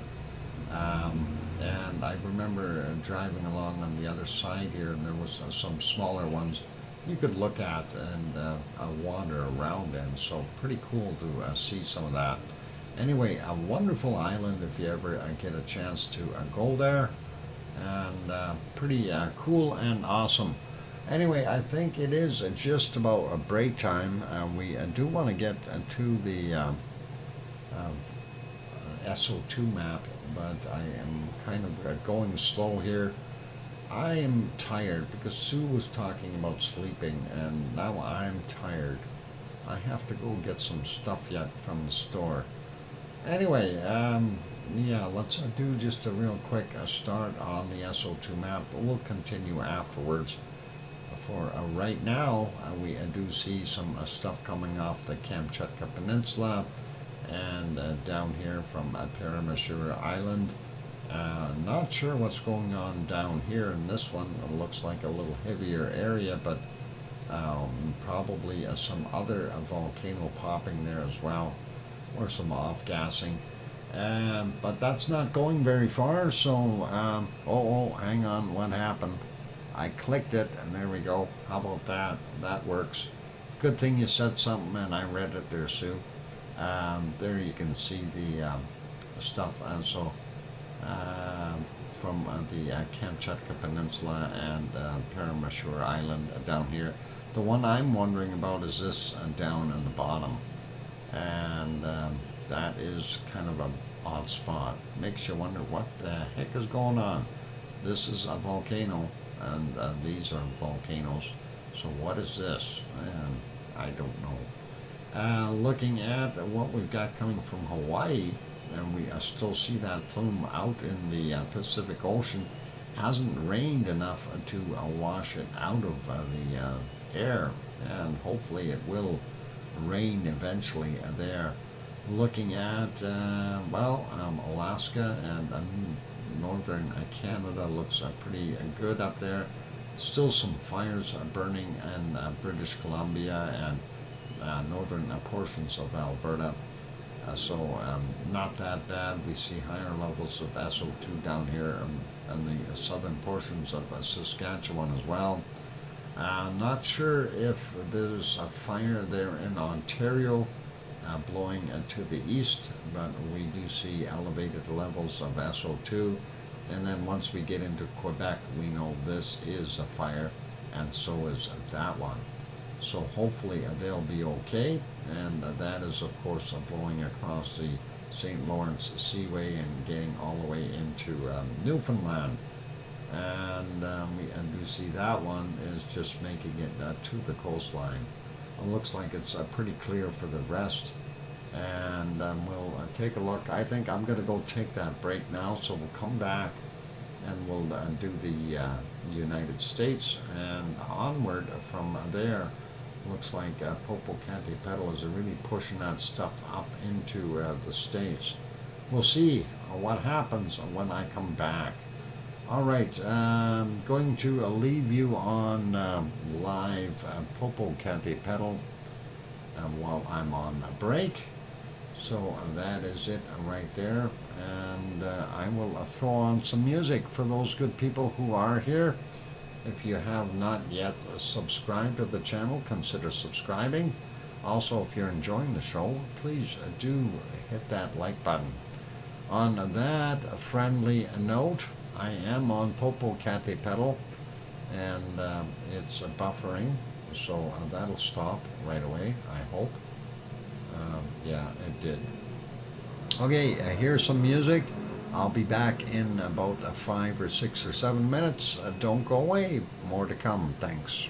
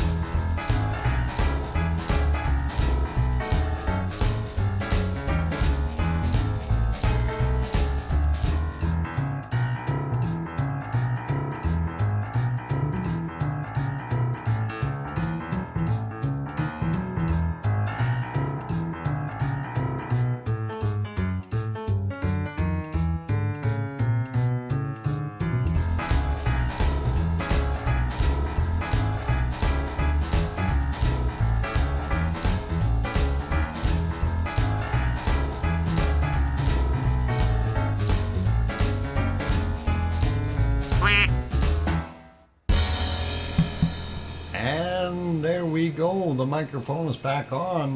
Welcome back, everyone. I'm your host, DrFox2000, and you're watching VolcanoX live stream. And thank you for the welcome backs from Sue and Kananaskis country. And thumbs up from Bob. Actually, it works.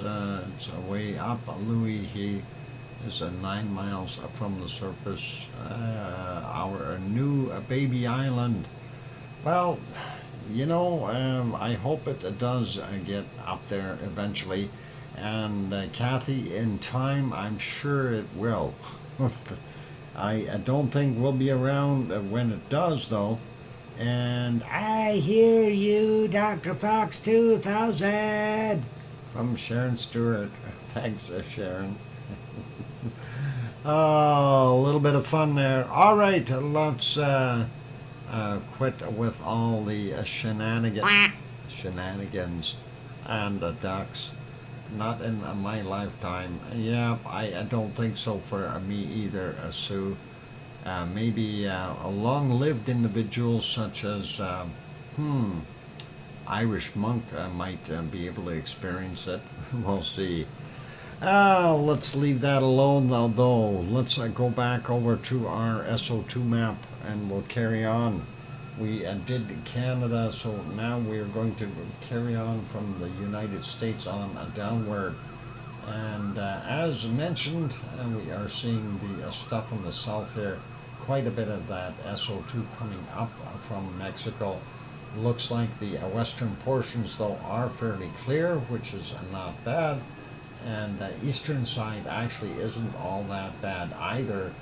It's kind of hard to be able to tell what's all happening in here with this stuff kind of infiltrating from Mexico, getting into Arizona and New Mexico, as well as all the way up into Kansas from what we're seeing, and Louisiana and places like Texas, of course, Oklahoma, all seeing a bit of it.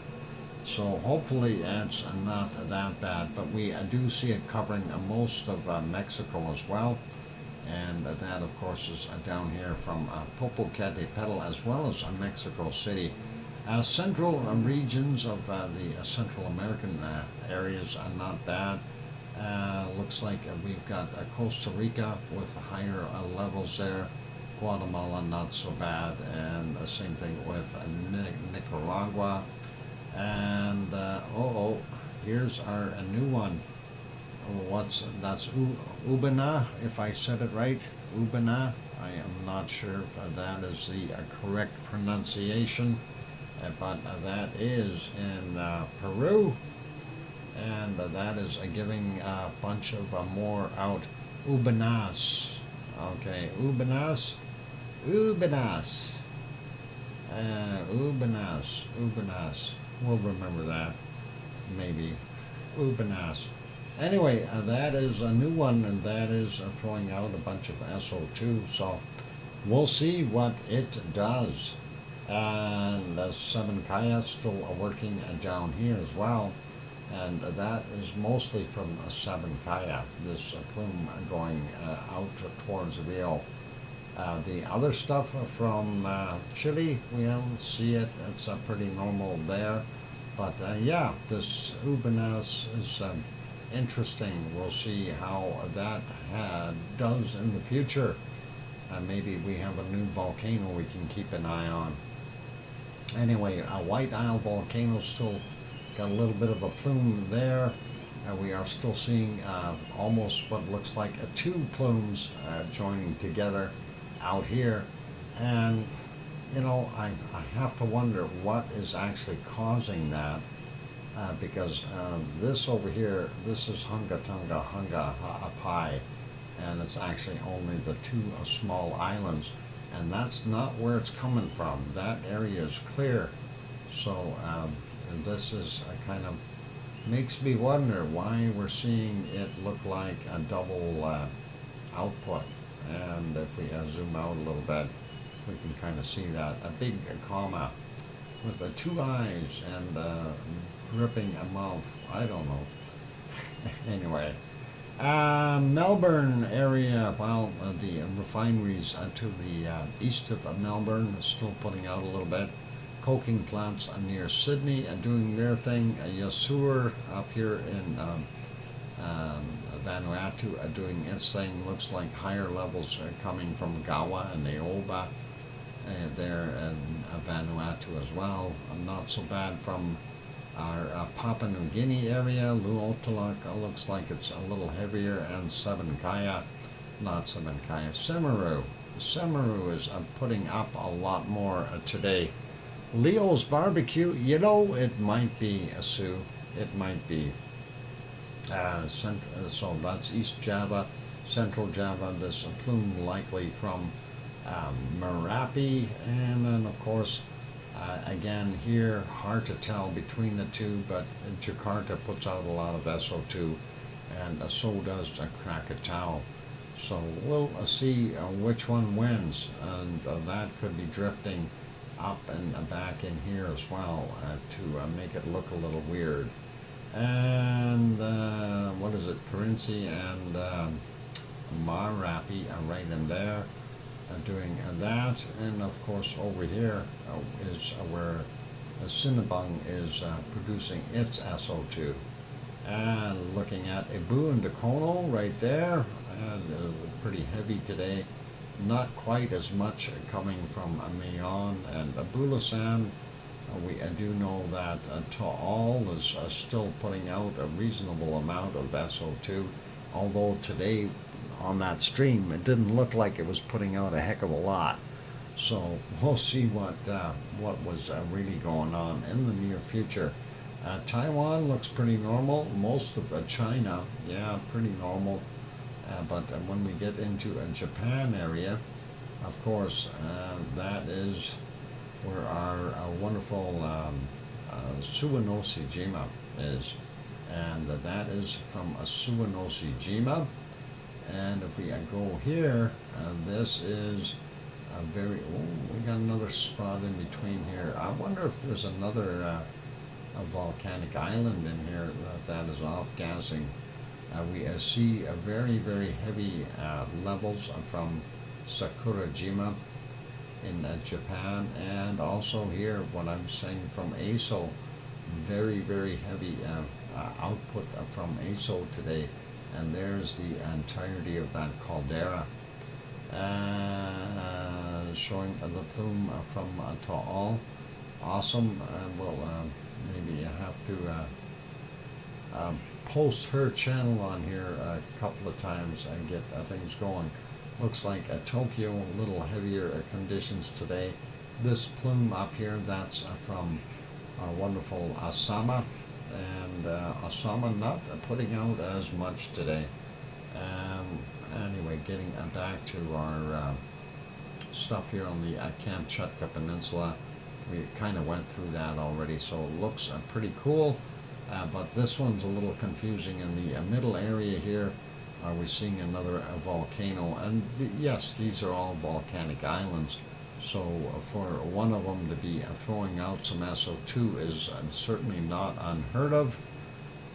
Moving on, looking at India, not as bad today. Looks like the storm currents have changed here. Looks like they are getting a westerly flow now rather than the easterly flow from that other storm.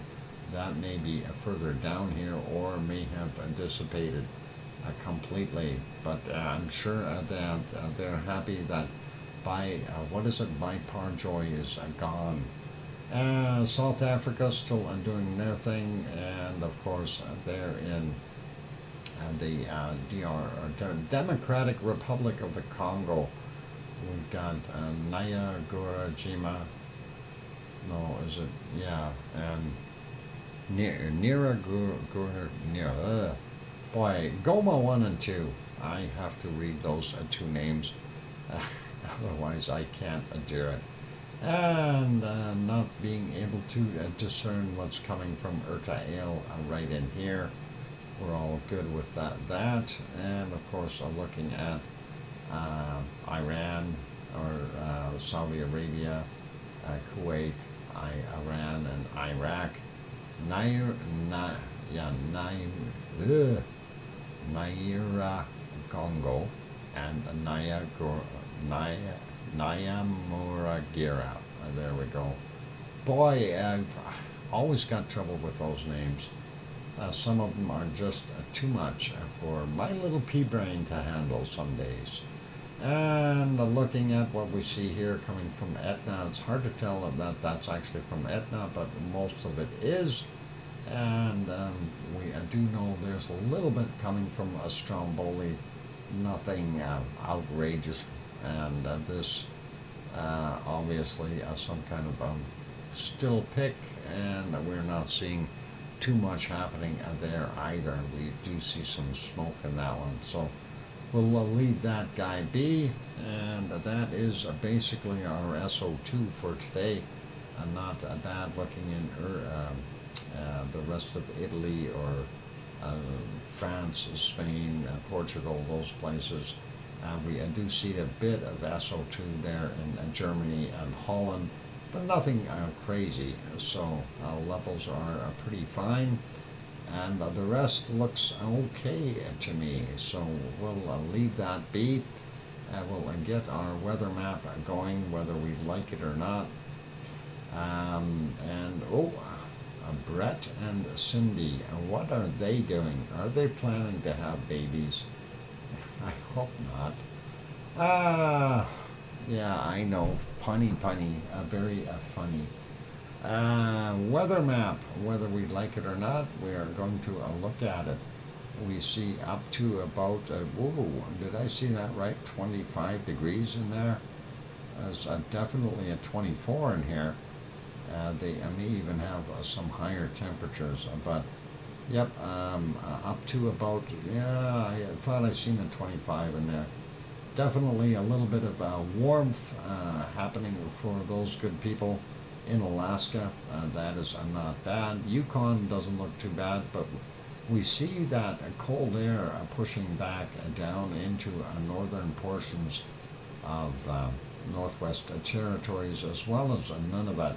But that southern area is still looking pretty darn good, with very, very nice temperatures up to 25 degrees there in some places. But that is still pretty awesome around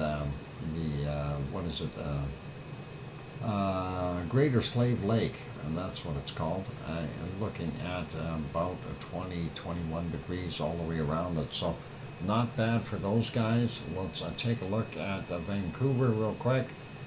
We got about a 21, 22 there. That's not bad for those guys. Over on the rock for Bob, probably about the same, and maybe even a little bit warmer at 23.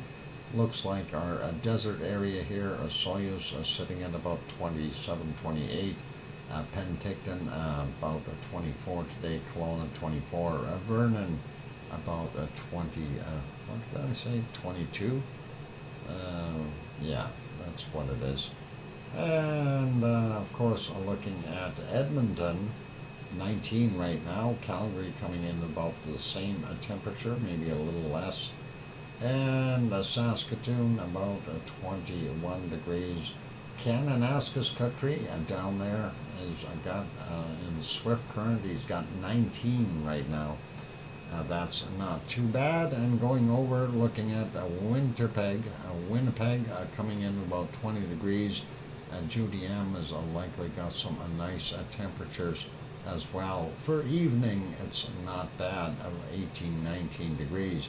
Looks like not that bad around the Hudson's Bay as well. Looks like most of that is pretty warm. The colder stuff going into Quebec, which is okay, but still cold. It'll warm up.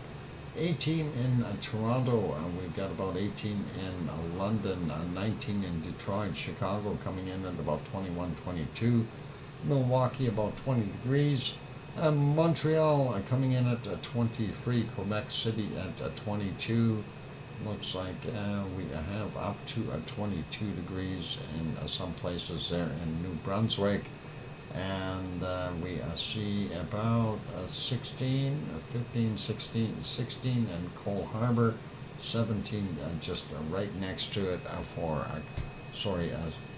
15, 16 in Halifax, 17 in Cole Harbor. We'll get that right.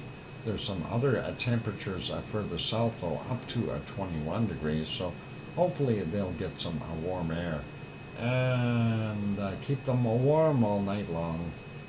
And let's see, looks like pretty normal there on the Avalon Peninsula with temperatures from 11 to about 16 degrees. And the interior here of Newfoundland up to 18 or thereabouts, so not that bad. And we can leave the rest to be. Let's go over and take a look at Portland.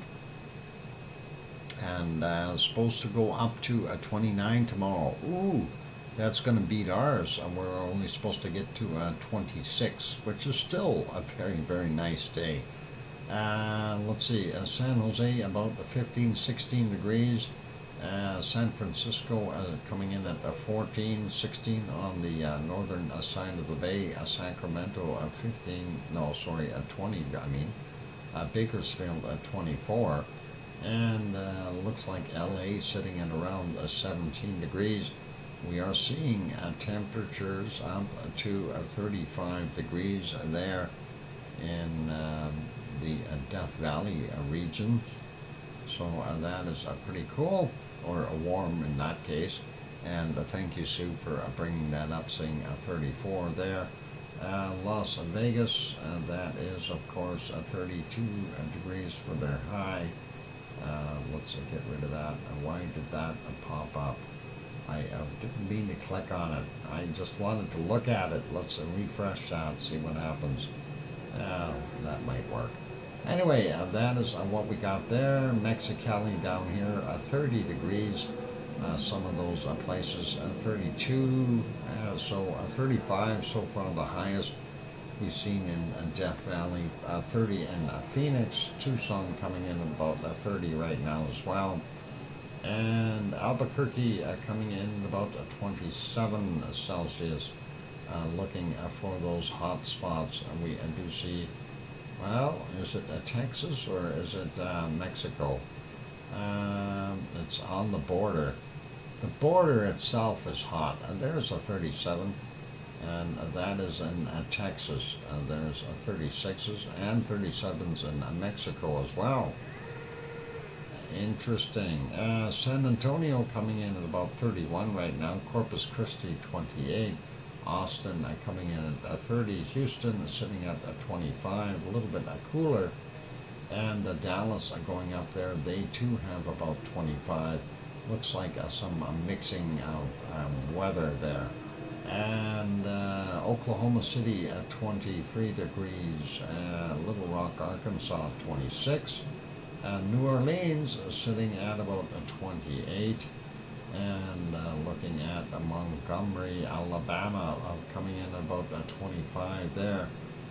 Miami coming in at 28 degrees right now. And we've got 24 in Orlando, and Jacksonville is 24. Going over, looking at Atlanta, 22.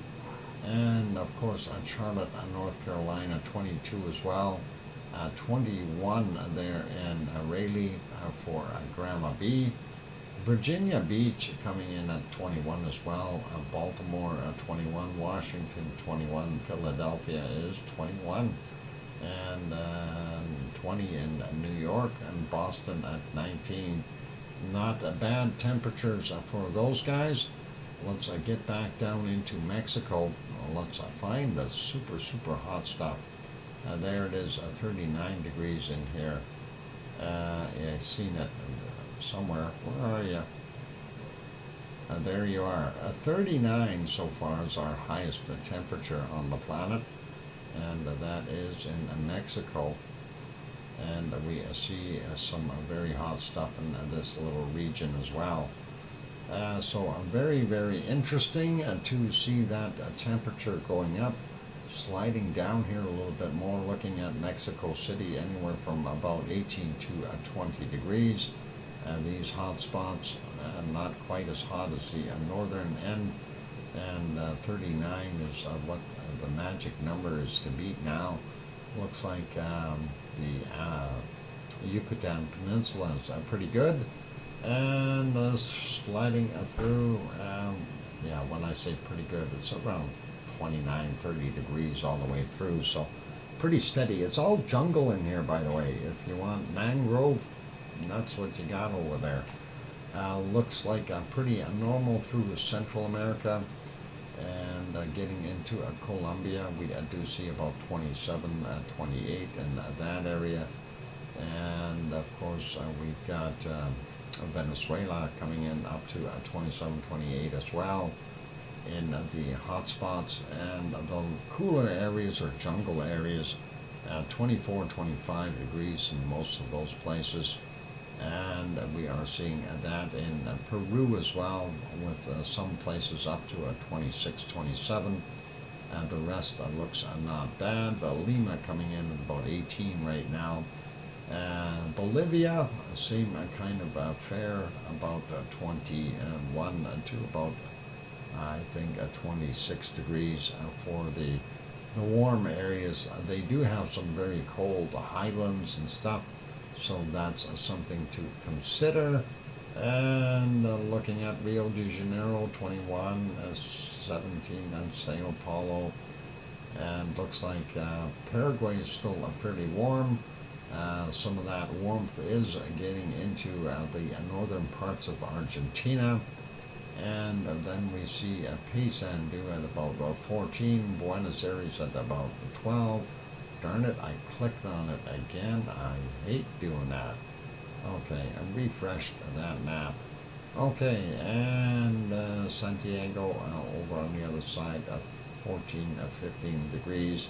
Looks like the rest is pretty cold and wet down there in Southern America. South America. Southern America? I don't know, either or. Christchurch at 12 degrees, we do see that is the primary temperature for the most part. We do see a couple of spots with 15, but the low makes up for it, single digits for sure. And the South Island of New Zealand, 15 in Wellington on the North Island. Hastings coming in at 14 as well. Hope Amelia is okay. 16 over there in the Auckland region, and on the peninsula, Bay of Plenty coming in 15, 16 degrees. Moving over a little bit, looking at Hobart, 12 degrees today. That circulation is looking a little different. They are a lot warmer than they were yesterday. Top of the hour, okay, I think I will take a break. I need to. My throat is sore. Let's see where we can put you. Not there. How about here? Steaming mad. It's steaming stuff. I'm trying to find something that is not buffering and actually putting out lava, though. I prefer that. I don't think I'm going to find it. Anyway, we'll leave that there on Yellowstone for right now. I'm going to go take a break. When we finish the break, we'll come back and we'll do the rest of the temperatures, and I will modify the next one, which is our precipitation. We're going to go through that fairly quick, and then we'll find our low temperature on the planet. We so far, well, we haven't found the hottest one yet. We found 39 in Mexico. We'll see if there's more. Anyway, for those good people who are here, if you have not yet hit that like button, here's your opportunity. Give it a quick bump. Also, if you haven't subscribed yet, consider subscribing if you feel we've earned it. On that friendly note, I'm your host, DrFox2000. I will be back in 5, 6, or 7 minutes. Keep smiling. Here comes some music. Maybe. Yep, there is music. I hear it. Oh yeah, you too, huh? Okay. All right, I'll be back.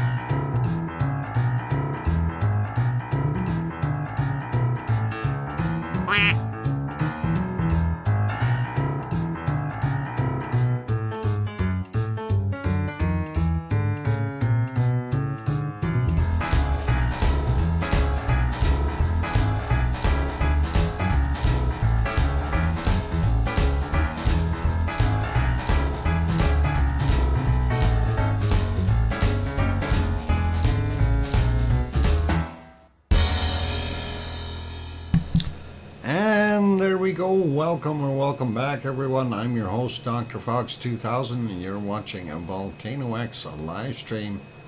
And we see, hey, Gary just popped in. Hey, Gary, how are you?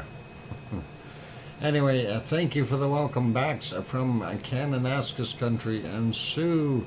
And I hear you, Dr. Fox 2000, from Sharon Stewart.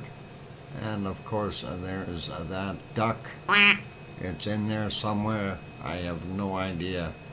It's in the software now. Anyway, let's go back to our weather map because I'm tired. And Casey, just to answer your question, yeah, it was not a bad day, but it was tiring. I am tired today. Moving on, let's go take a look there at the stuff we were looking at. What we've seen down here in Melbourne, we see about 11 degrees, and we do see about 12 there in Adelaide. Seeing that circulation here, I'm sure they're getting some moisture from that. And then 17 in Sydney, that's not bad, and 22 right now in Brisbane. Going on the other side, looking at 14 degrees in Perth, and it looks like about 32 is the high temp up in the northern portions of our wonderful Australia. Little cooler out there in Fiji, of course, winter time, 24, 25 degrees. You might almost get cold.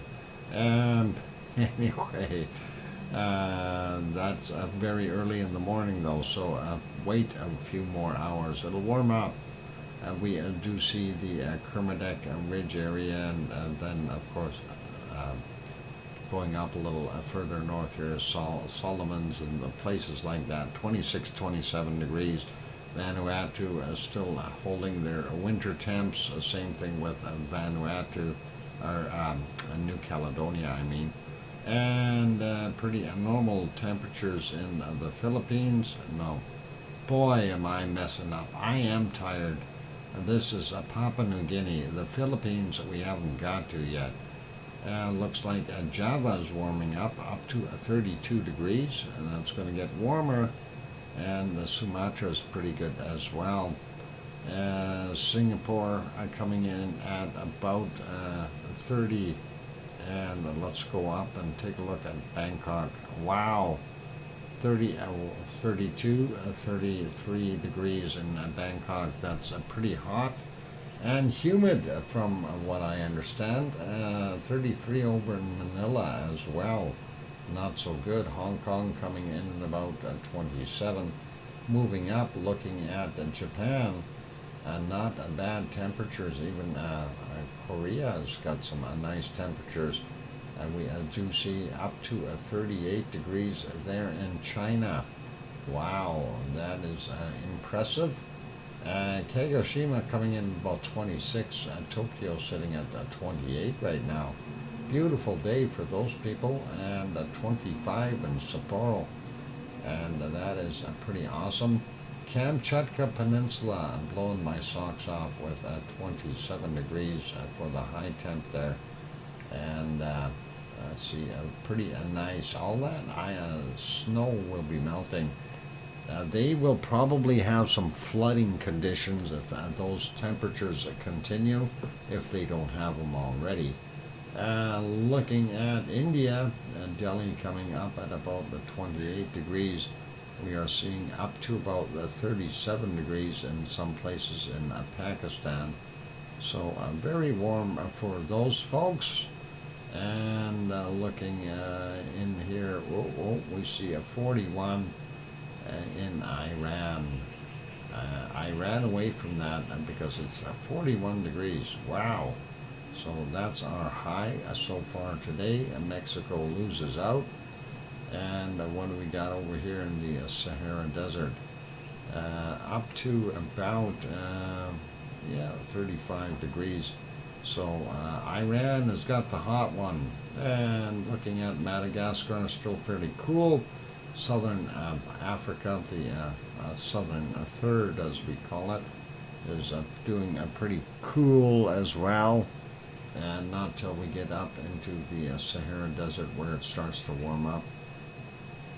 Looking at Saudi Arabia, up to 37 degrees in some spots. Same thing with Oman because it's right on the border. UAE sitting at 30, well, it looks like 29 to about 32, and 32 in Riyadh. Baghdad coming in at 29 or 30. And yeah, that is just amazing to see those high temperatures, 41 degrees there in Iran. And that is a nighttime temperature, you guys. That is nighttime. Just imagine what it would be like in the day. Boy. We do see the western coastline, northern Africa, kind of a cool in comparison to the rest of the stuff. But hey, still looking pretty good out there in the Canary Islands. Looking at Cairo, and we wanted to get that in 22 degrees. Baghdad sitting at 30. And we've got Maletta sitting at 15 degrees right now. Adana, beautiful, 20 degrees for nighttime. And Piggy's place there, about 22, 23 degrees for her, which is wonderful. And looking at Catania, about 23 right now. And Rodanzo is sitting at about 19 or 20 as well. It says 19 there. Thank you, Sue, for bringing both of those up. Moving up a little bit, we see Naples 22, Rome 21, and Manila, Milano, not Manila. Ha! There we go again. It's 21 degrees. I'm tired. I need to sleep. I need to rest. I need to have dinner. How about that? Anyway, 20 in Madrid, and we got 23 out in Lisbon. Moving up a little bit, we do see 16 at Nantes for Tanto, and 16 in Paris. Munich coming in at 14, and Frankfurt am Main 13. Frankfurt, as we call it, and Cologne 16. In Von Kunkel's house 17 degrees right now. Brussels 14, 15 degrees. Amsterdam about 17 as well, 16, 17. Pretty close. Berlin 13, Hamburg 14. It looks like Copenhagen 14 as well. Aarhus is about 12. Oslo making it to 14 roughly. 14 in Stockholm. And St. Petersburg 17. Moscow sitting at about 15. They got that low beside them, likely some bad weather there. And looking at England, we see London is 17. Wales coast, maybe slightly warmer than that. It's not bad. And Leeds 17. Glasgow up in Scotland 17. Aberdeen 15. And not bad looking for those guys. Dublin coming in at 18. And then, of course, on the other side, about the same, 18 or 19. In that sense, we'll see what comes up when it pops up there for Sue. Yeah, I wonder why it's not popping up. There it is, 18. So that is awesome. And let's take a look at Reykjavik and see what our wonderful Icelandic capital is doing. It says 12 degrees here. We'll see. And it says 11 on the report. Well, that's pretty close. I'm not going to panic over a degree. So otherwise we'll have a first degree problem. Let's get over to our precipitation map. And as I mentioned, I'm not going to spend a lot of time. Some showers up in Alaska, in the Yukon and Northwest Territories, and lots of stuff in British Columbia as well.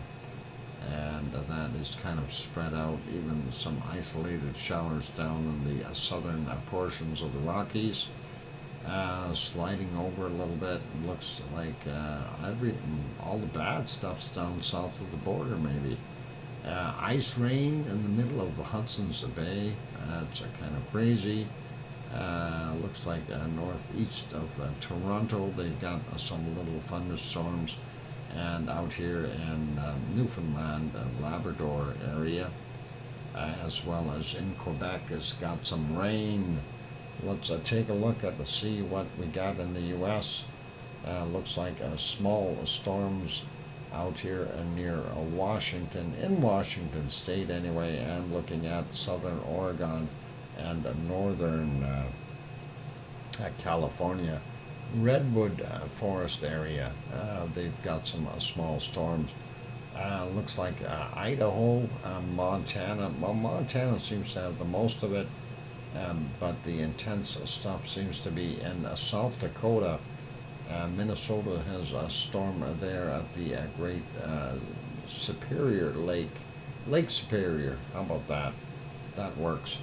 And that's not bad. We go down a little bit more. We see some stuff down here in Texas, as well as it would be Kansas, and kind of skirting a little bit into Colorado. We see this one, Mississippi, and not Mississippi, Louisiana, and Texas affected by that storm. This one, hopefully it'll dissipate once the sun stays down for a while. And looking at what we've got coming into the eastern coast of our wonderful Florida. We do see that near Orlando, they're getting blasted with some stormy activity. Also, southern portions of Georgia going into South Carolina. And that's what we see there. And up in the north, we see Charlotte getting some rain, Grandma B's house possibly getting some rain as well. And Virginia Beach, not a good place to go to the beach right now. We are seeing New York has got some, the state of New York that is, has got some heavy thunderstorms in there. And then of course Pennsylvania and a few of these other places, even some rain there. And what is it? Ohio. There we go. I could remember some of it. Anyway, looking at Central America, yep, it's a bad rainy season for those guys. Also, not that bad there in northern South America. Limited, really. We've got a big open patch with nothing over it. Looking down here, though, we do see some nasty stuff still hitting the Chilean coast. And here's what New Zealand is looking like. Yep, not good. Great weather if you are a a duck. Oh, got it. Thank you. Thanks for that, Mr. Ducky. And let's see, Tasmania, a little bit of rain in the north, not that bad though. I thought more of this circulation would have pushed inland, but apparently it didn't. So just a few coastal showers, and hopefully that'll be okay for those good folks. Don't see too much here. Tonga area, a little storm out there. Papua New Guinea, yep, rain to be expected. And looking at eastern and central Indonesia, even western Indonesia. The western part is the worst, and they have some storm activity going across it. But the eastern portions here pretty calm and normal. A little bit of a build-up right there on that island. And Manila coming in. Where is Manila? There it is. Coming in with about 1 millimeter of rain. Wow. We do see this and there in China as well, going all the way into the Yellow Sea. Not so bad for Japan today. Looks like just north of Tokyo by a little bit is where the cutoff line is. Tokyo's here. Asama is about where the hand is. And of course that is in the northern areas. So let's leave that be, and we'll carry on looking for more rain. India, definitely in the rainy season now. We do see that. Ever since Biparjoy moved through, it's now been raining like crazy there. Looks like Madagascar pretty good. South Africa is okay. Central regions have some moisture. And of course the Sahara Desert is dry. That includes all the way out here to Iran, of course. So pretty good that way. Looks like Turkey, not much rain, a little bit in the east, nothing for Piggy's side. We do see some of these stormy activities here. Part of Italy is getting some of that, and then what do we got? Some of the other countries over here. Well, we'll leave it as there's a bunch of different storms and little storms in little places. Nothing in Spain or Portugal. Looks like France is pretty good right now. Very little on the edges of Germany over in the eastern part, and Belgium and Holland looking good. One little spot over here by Aarhus. The rest is good in Denmark, and then of course we see along the Norwegian coastline. I'm surprised there isn't more rain there. Looks like that system is now just sitting in Sweden, and of course going through Finland into Russia. And yep, if you are a duck, you will probably like that. Anyway, that is the country of Iceland, the island, and we are seeing all kinds of rain in all kinds of spots.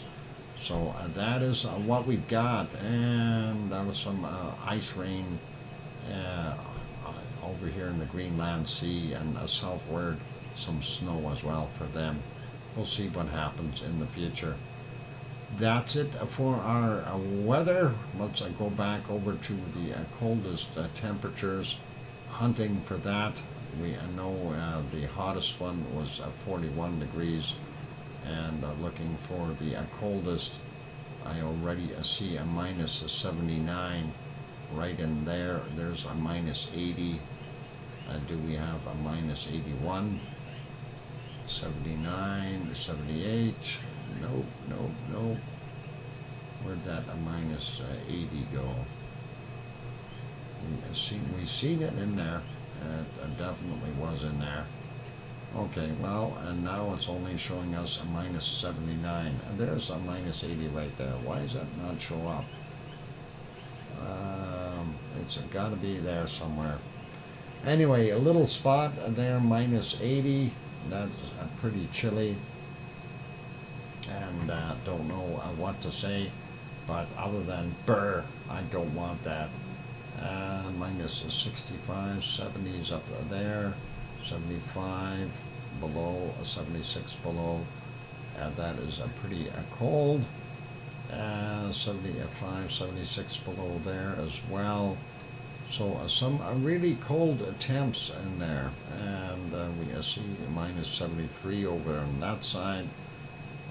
Yep, you could freeze to death very easily there in that wonderful area. Anyway, minus 80 degrees Celsius is pretty awesome.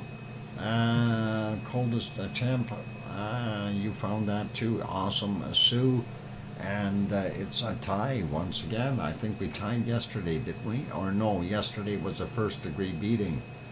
Today is a tie though. And that is cool. And that is it for our wonderful show today, ladies and gentlemen. I'm going to see if we can find a volcano to put you on. I think we'll do a Popocatépetl. And it is kind of puffing a little bit there, and we'll do that to end our show for today. And let's see, there is a Popo. We'll get it on the screen, and there we go. So all good, and thank you everyone for being here.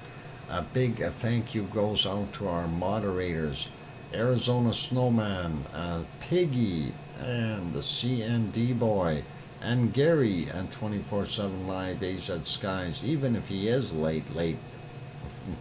as well as Lucas Snow, Joseph Fields, Texas, and Mona Lisa Smiles. Thank you, moderators, for being here. Appreciate you guys.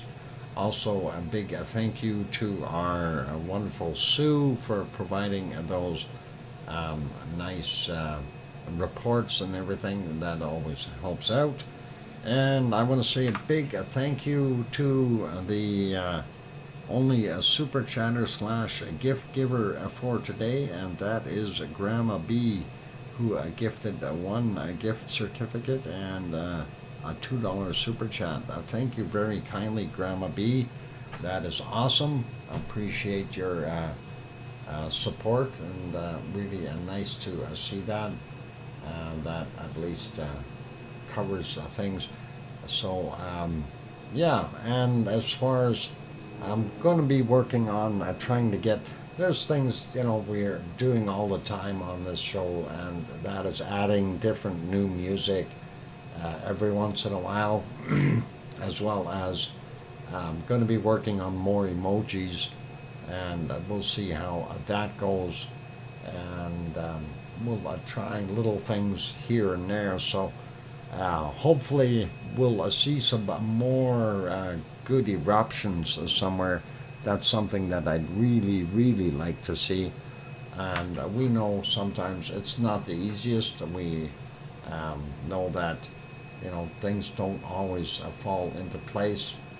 And we'll leave it as that, though. So keep our eyes open, and hopefully we'll see some new eruptions popping up somewhere. On those notes, though, it is time for me to get off of here. I do need to zip to the store tonight yet, and all good. Ta-ta for now, all. Thanks a bunch, Dr. Fox, for a great stream. Thank you, and thank you also, Sue and Kananaskis Country saying that as well. And cool, yep.